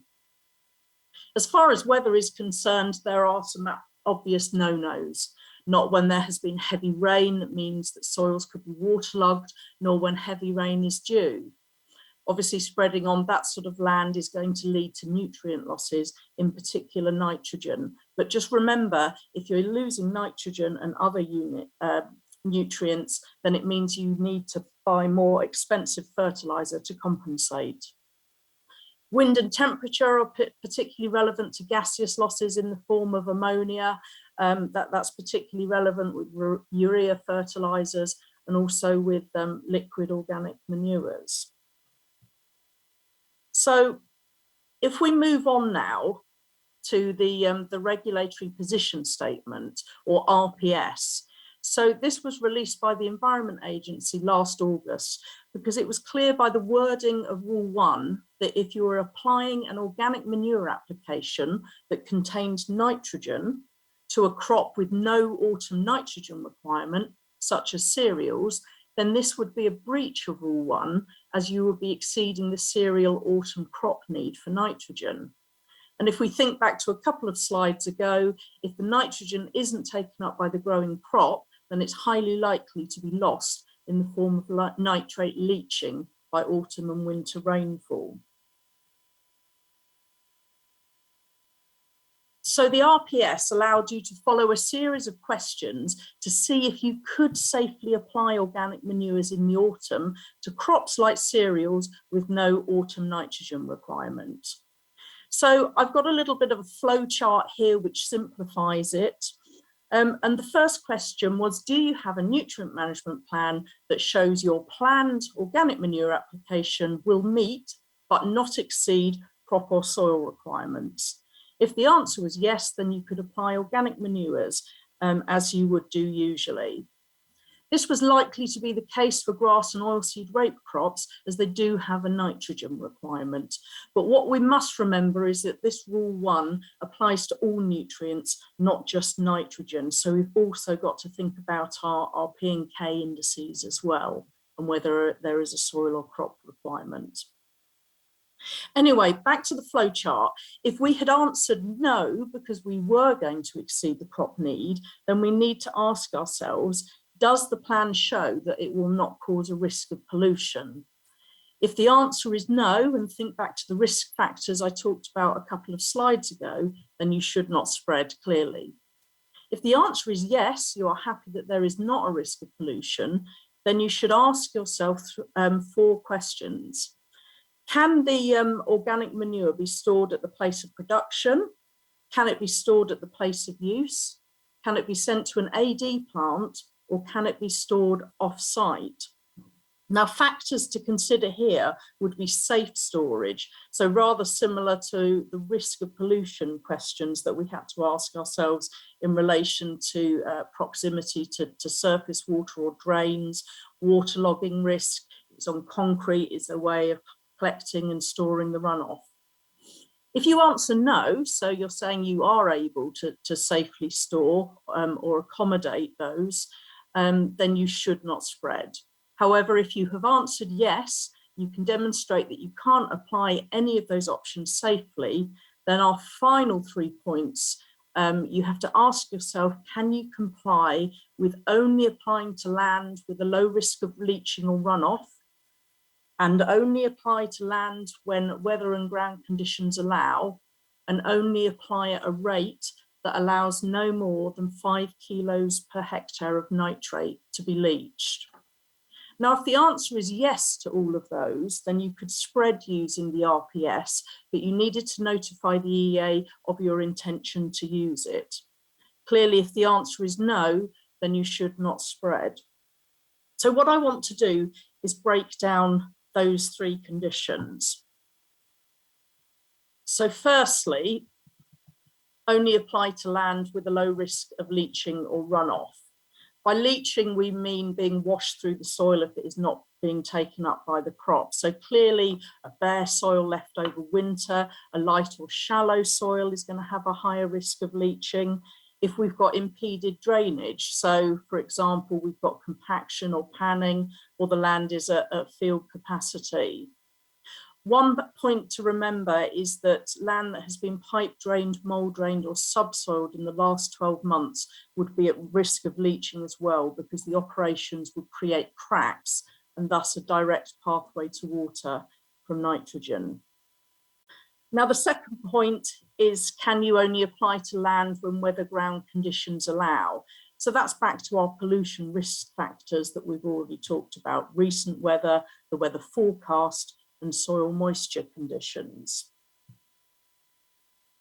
So moving on to the point that says, apply at a rate that allows no more than 5 kilos per hectare of nitrate to be leached. There is a simple and free tool that's available to allow us to do that, which I'll demonstrate in a moment. But firstly, we need to understand the process of nitrogen movement. So what we have on the left-hand side of the screen there is our pool of readily available nitrogen. And this is exactly the same as inorganic nitrogen fertilizer. It's readily available to be utilized by the crop. And plants don't care whether they get that readily available nitrogen from manures or from fertilizer, it's the same stuff. Now, over time, we will have very small additions to that pool as organic nitrogen is mineralized into a readily available form. But we get losses from the available pool, as I've already mentioned. So we've got gaseous losses upwards in the form of ammonia volatilization, and we've got soluble losses downwards in the form of nitrate leaching. And after those losses, what we are left with is the crop available nitrogen. So the nitrogen that whatever the crop is in the ground or following will actually be able to use. And obviously it stands to good reason that where we can minimize those losses, we will maximize the crop available nitrogen, which is obviously very good for the environment, good for water, and good for your bank balance, because less organic nitrogen for inorganic nitrogen fertilizer will be required. There are lots of factors associated with nitrogen losses, but in a nutshell, if we can incorporate organic manures quickly for solids and reduce the contacts with air for liquids, so instead of a splash plate using a trailing shoe or injector, then we minimize upwards ammonia losses. To reduce leaching losses, particularly those organic manures with a very high level of readily available nitrogen, so that includes slurries, it includes digestate, and it includes poultry manure. For those ones, ideally, we want to apply them to a crop with an immediate nitrogen requirement. So it either to rape or to grass in the autumn, or ideally in the spring to a growing crop would be ideal. So what I want to do is just give you a bit of a demonstration of the free Manna NPK software. And this allows you to very simply and quickly input the information required for your location, etc., your applications and your fields, and it will calculate the nitrate losses. The software is free and it can be downloaded from the Planet for Farmers website. Because the things we need to take into account are obviously our crop, our organic manure analysis results, soil texture, rainfall, application date, how we're incorporating, and again, our weather conditions. So when you open up Manna, it shows the farm and field details tab, which is what I have brought up just now. All you need to put in here is the farm name and postcode. The postcode automatically calculates your average annual rainfall. Put in the field name, the crop that you're wanting to grow, and the soil texture. So in this example, I have selected a postcode in Essex, a clay loam soil, and a winter wheat crop. You then click onto the next tab, which is applications. This tab allows you to select planned applications from drop-down boxes, so it really is very easy to use.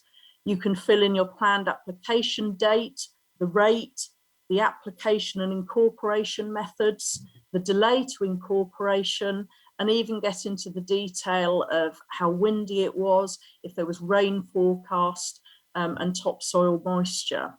So in this example, I've said cattle muck, 41 tonnes per hectare. It's going to be spread, then ploughed in within 12 to 24 hours. We've got a moist soil and we haven't got any rainfall due within 6 hours of spreading. Okay, so we then move on to the next tab, which is the manure analysis tab.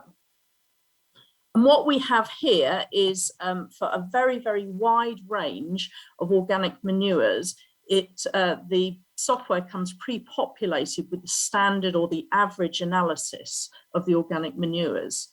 However, I really would urge you to have analysis carried out because there does tend to be a huge variation in nutrient content of organic manures, and you really want to have an accurate idea of the nutrient content, obviously again to avoid environmental losses, but for the bank balance when you're thinking about you need to meet the deficit with inorganic fertilizer. If you have your own analysis results, then you can overtype your own analysis results into the boxes, or if those results have been provided in different units to those needed, there's a simple calculator that converts the results for you automatically. So for this example, I've kept the analysis as the standard one for cattle FYM. So we then move on to the results tab. Now, there's a lot of information provided, but the key one that we are interested in is that one that's in the blue box. So we've got the nitrate in kilos per hectare that has been lost. And we can see that in this specific field and application scenario that I've plugged into the software, it's telling me that 3 kilos per hectare of nitrate would be lost. Now, this is compliant with the RPS, if you remember that that was a limit of 5 kilos. But remember, you need to be considering other nutrients as well and whether they are required.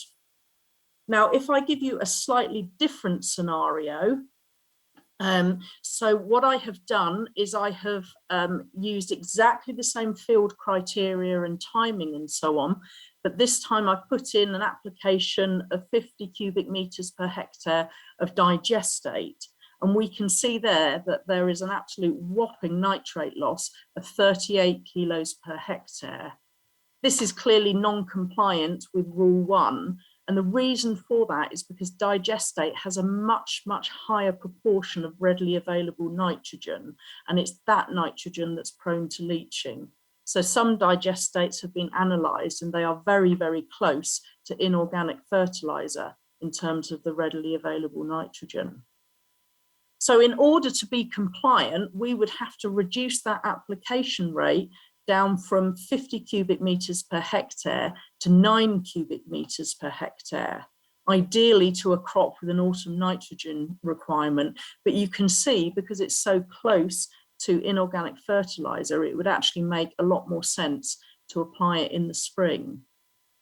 This is a very quick demo for you all, but I would urge you all to download the software and have a play with it, because it is a very valuable nutrient planning tool, as well as a way of demonstrating compliance with the farming rules for water. And the Environment Agency have said on their website that they will use the Manna NPK software to check compliance with that specific rule. That concludes my presentation, and I will be able to take questions with Alan Jones from the Environment Agency after his presentation, which follows now. Thank you. Mel, thank you very much. Without any further ado, we'll move straight on with Alan, who is an Environment Officer based at Brampton with the Land and Water team, and works in the East Anglian region for the Environment Agency. Thanks, Alan. Okay, so what I was going to start off by saying, basically, I look after materials to land for the whole of East Anglia. So we've got 5 offices, and Hertfordshire and North London based at Welling. So we've got probably about 10 to 12 specialist agriculture officers crossing the area.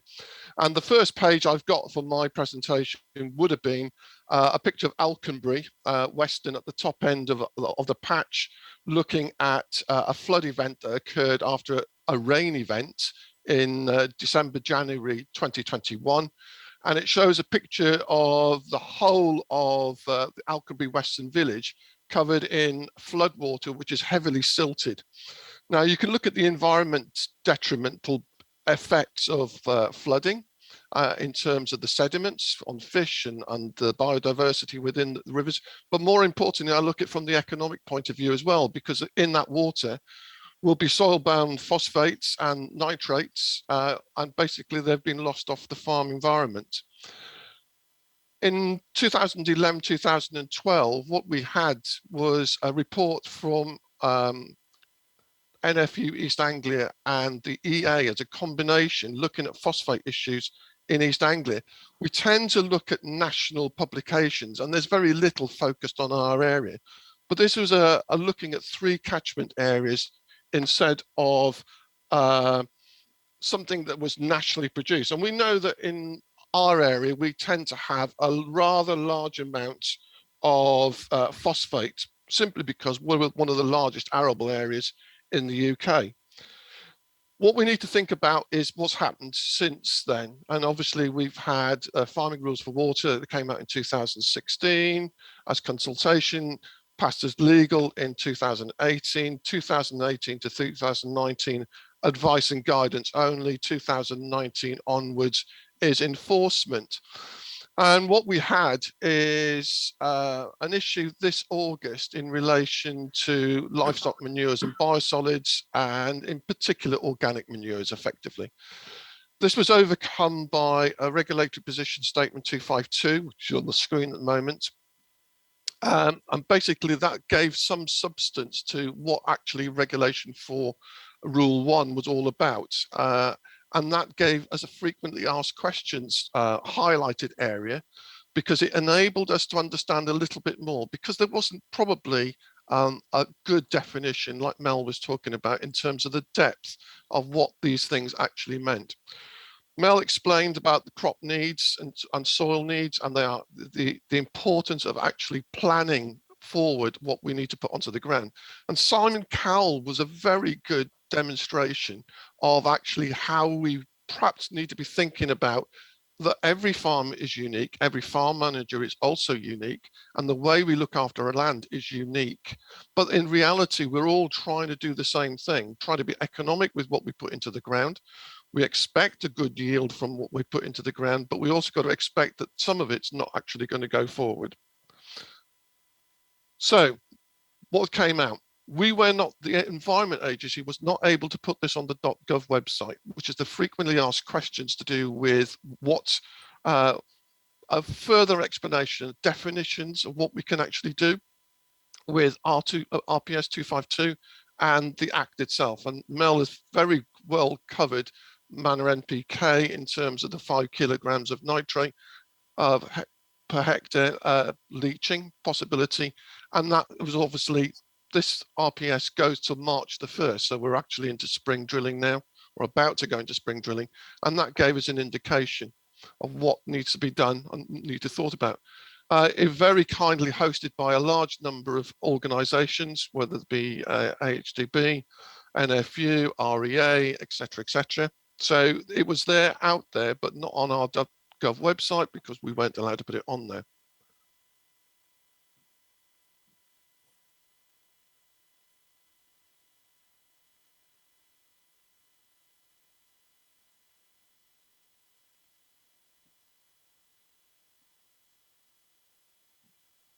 Probably one of the, yeah, I'm back on for some reason.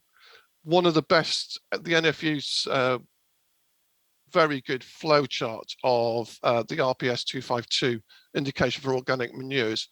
Probably one of the best ones forward to go with in terms of understanding up until obviously March the 1st of this year, where the RPS falls down and doesn't go forward. So what we've got, oops, there we go. So what we've also got is, if you take biosolids, you will have had a RPS 253 in relation to the water companies. They may have come to you and asked whether they can store up to 3,000 tons of biosolids on your site. They also may have said, if you don't want to use it, they'll take it back off you when they have got space. But a large number of sites that they control have allowed them to store up to 3,000 sites on S3 exemptions. Obviously, in some cases, the water company may be looking for permitted storage on their own sites as well, so they could take over 3,000 tons, particularly that so many farmers now have decided not to take biosolids for this year and are thinking about what's going to happen in September onwards.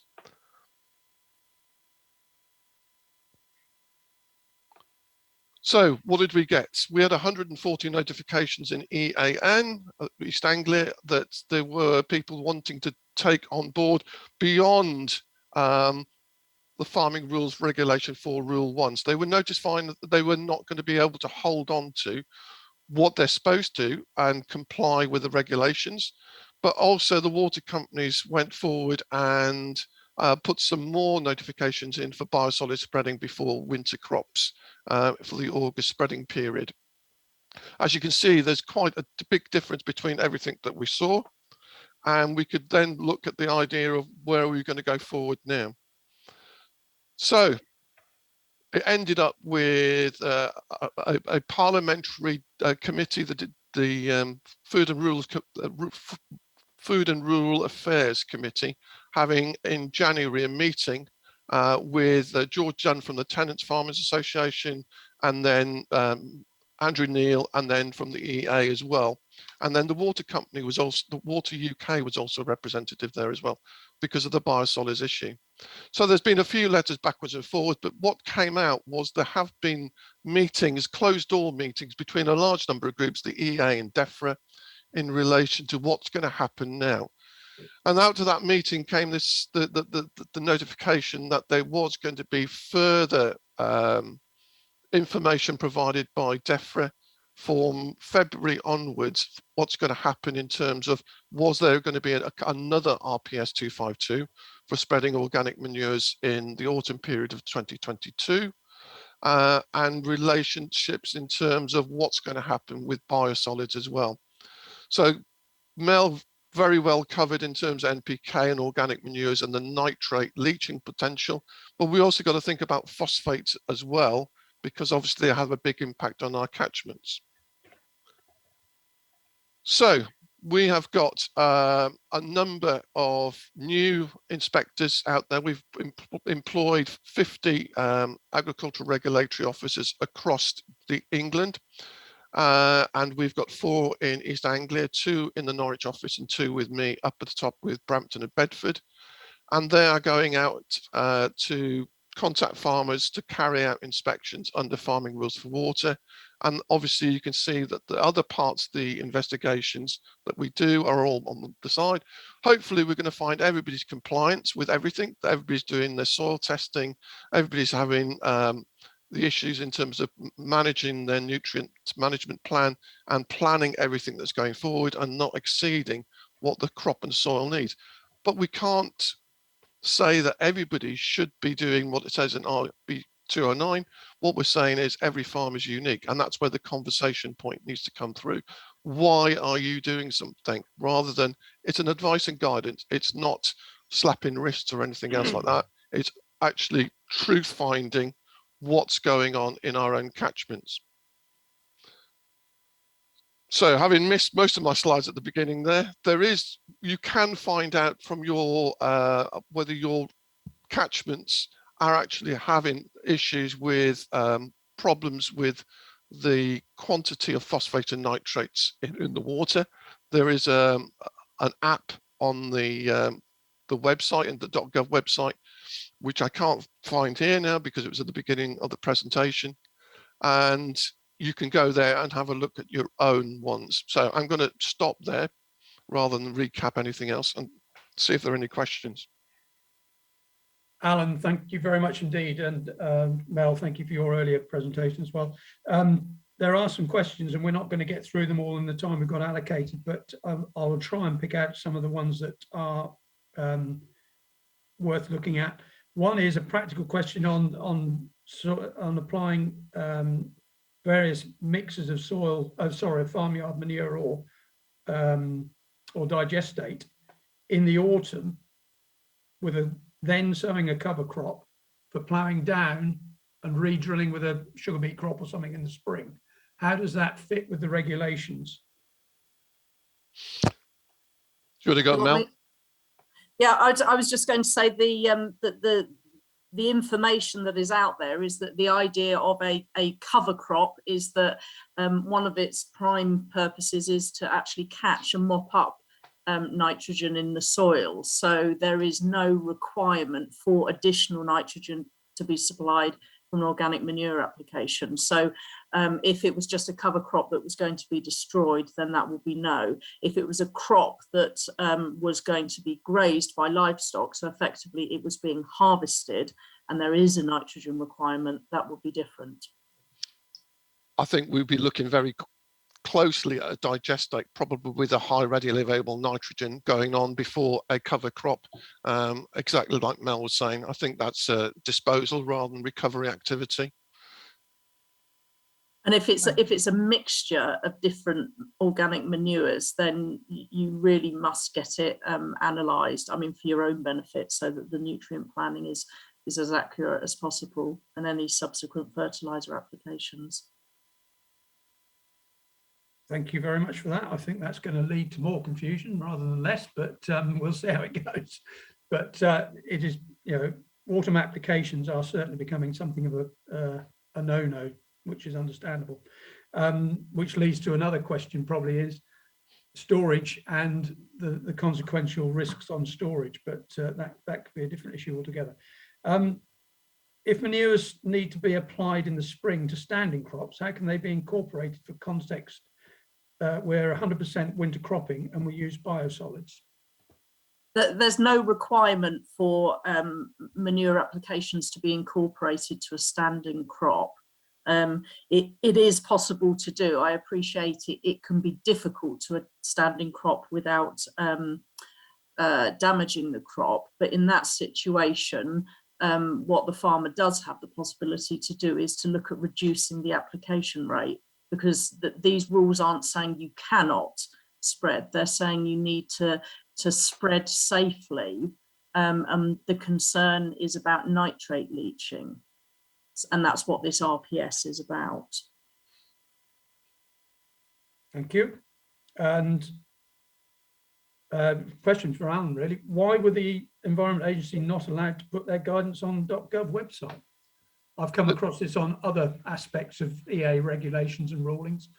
For those of you who remember, the EA had a very large website with lots of advice and guidance, all their documents, and we're restricted now as to how much we can actually have on the DEFRA website or the .gov website. So we had to rely on everybody else, and you'll find that probably only a third of the material that used to be on the old EA website was actually transferred to the .gov. Thank you. Question has just come in. The Environment Agency will not be responding to category C and D pollution incidents. Where do the FRFW lie in pollution incidents? A, B, C, or D? Okay, so we've got 4 categories of incident. Category 1 and 2 are very severe, significant impacts of pollution. Categories 3 and 4 are minor things like sewage in a ditch, for instance. The only thing that would be occurring really would be large amounts of soil movement away from land in terms of farming rules, and that would be an odour when we've been told about it by environmental health officers because of nuisance. So in terms of farming rules for water, we wouldn't necessarily be going out to incidents unless they've been referred to because of odour, or there's been loss of nutrients across from the land into water. And to avoid confusion, do 1, 2, 3 go A, B, C, D, or how? Yeah, we've never called them A, B, C, D. The categories 1, 2, 3, and 4. 4 is insignificant minor pollution. 3 would be the sewage in a ditch or small amounts of material. Something like a 2 would be a large fertilizer factory going up in flames, such as a frontier storage facility or a loss of a silo somewhere. Thank you. Question regarding your inspecting officers. Yeah. Slightly contentious, probably, but it seems to imply that the officers are self-funding or incentivized. No. Is this correct?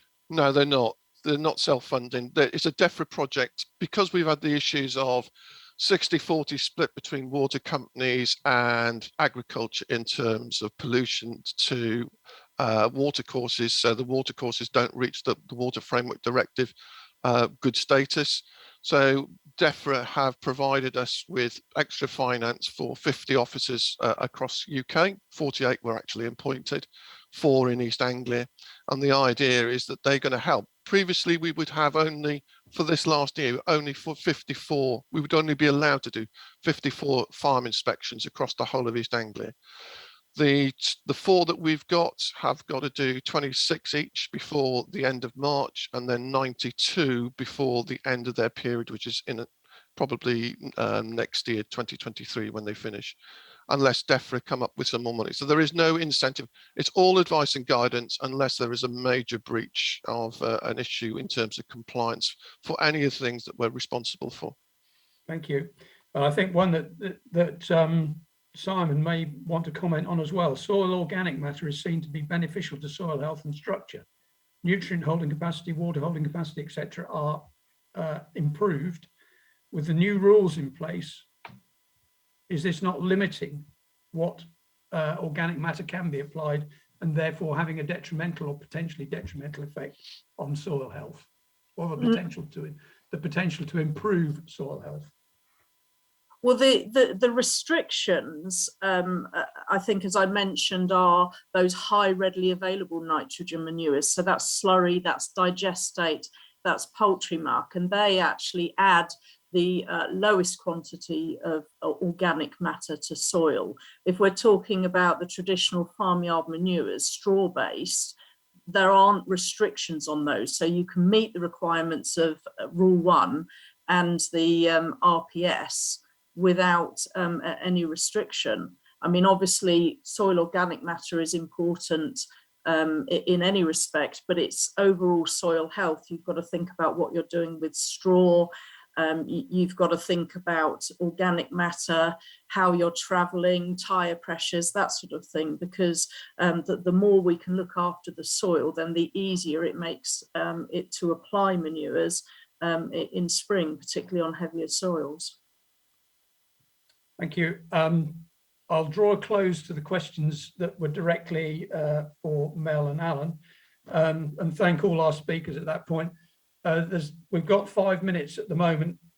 Struggle to get 5 minutes, but we'll go back to some of the questions. Sean, who got away very lightly earlier on. Sean, there's a question which I don't doubt you have expected regarding the water companies and the recent reports of serious pollution events caused by dumping raw sewage.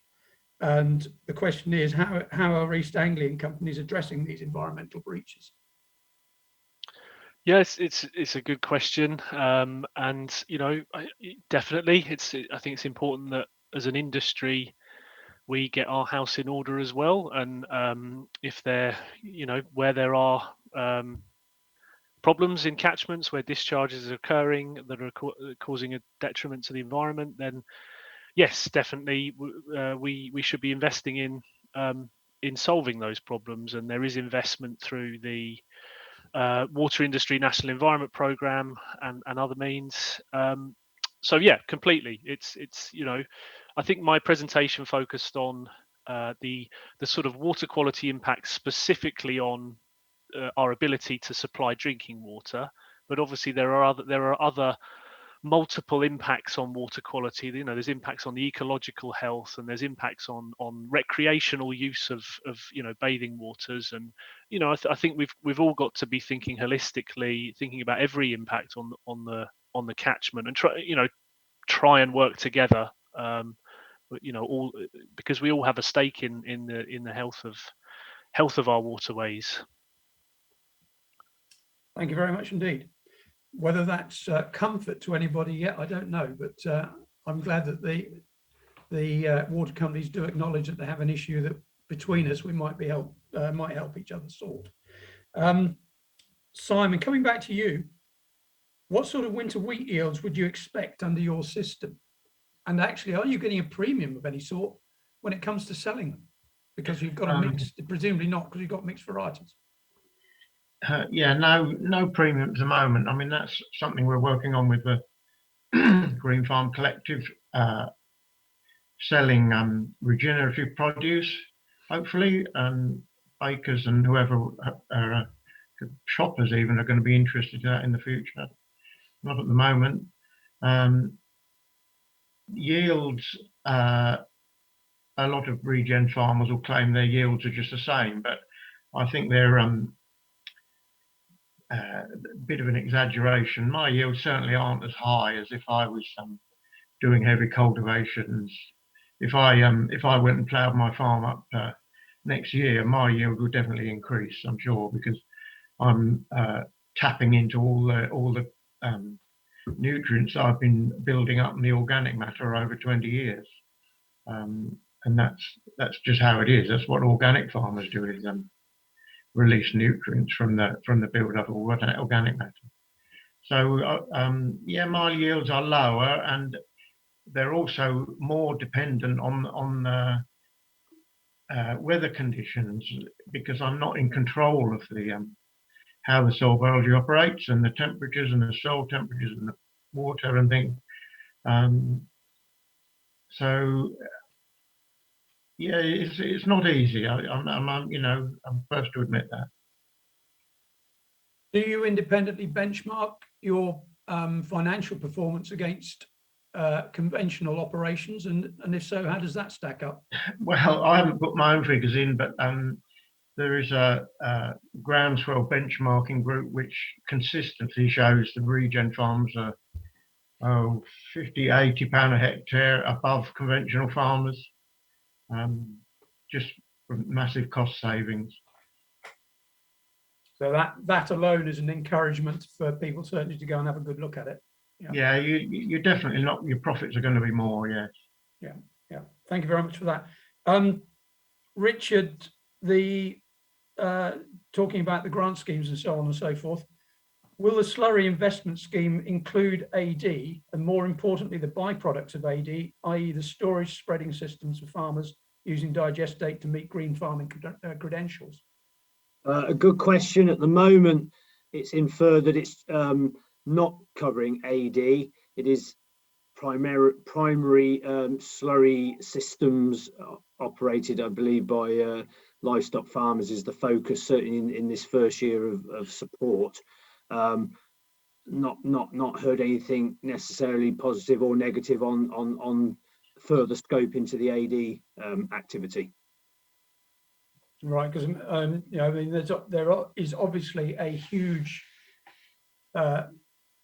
product coming out of AD, or a huge volume of product now coming out of AD plants, and the handling of it is probably becoming more and more of an issue. So I think those handling the digestate coming out of AD plants might well appreciate some assistance in the longer term. And coming back to Mel and to Alan, I think this is a comment following one of your answers. So it says, so biosoils can be spread on cereals in the autumn as long as the nitrate leaching dose does not exceed the 5 kilos a hectare. Is that correct? Yes, that's Yes. correct, providing that P and K indices are appropriate and there's a requirement for phosphate and potash. Thank you for that clarification. I wonder how many people will be getting down to some very low rates of digestate applications, which might not be economically viable in the longer term. That's gone through most of the slides, or the questions that I have got.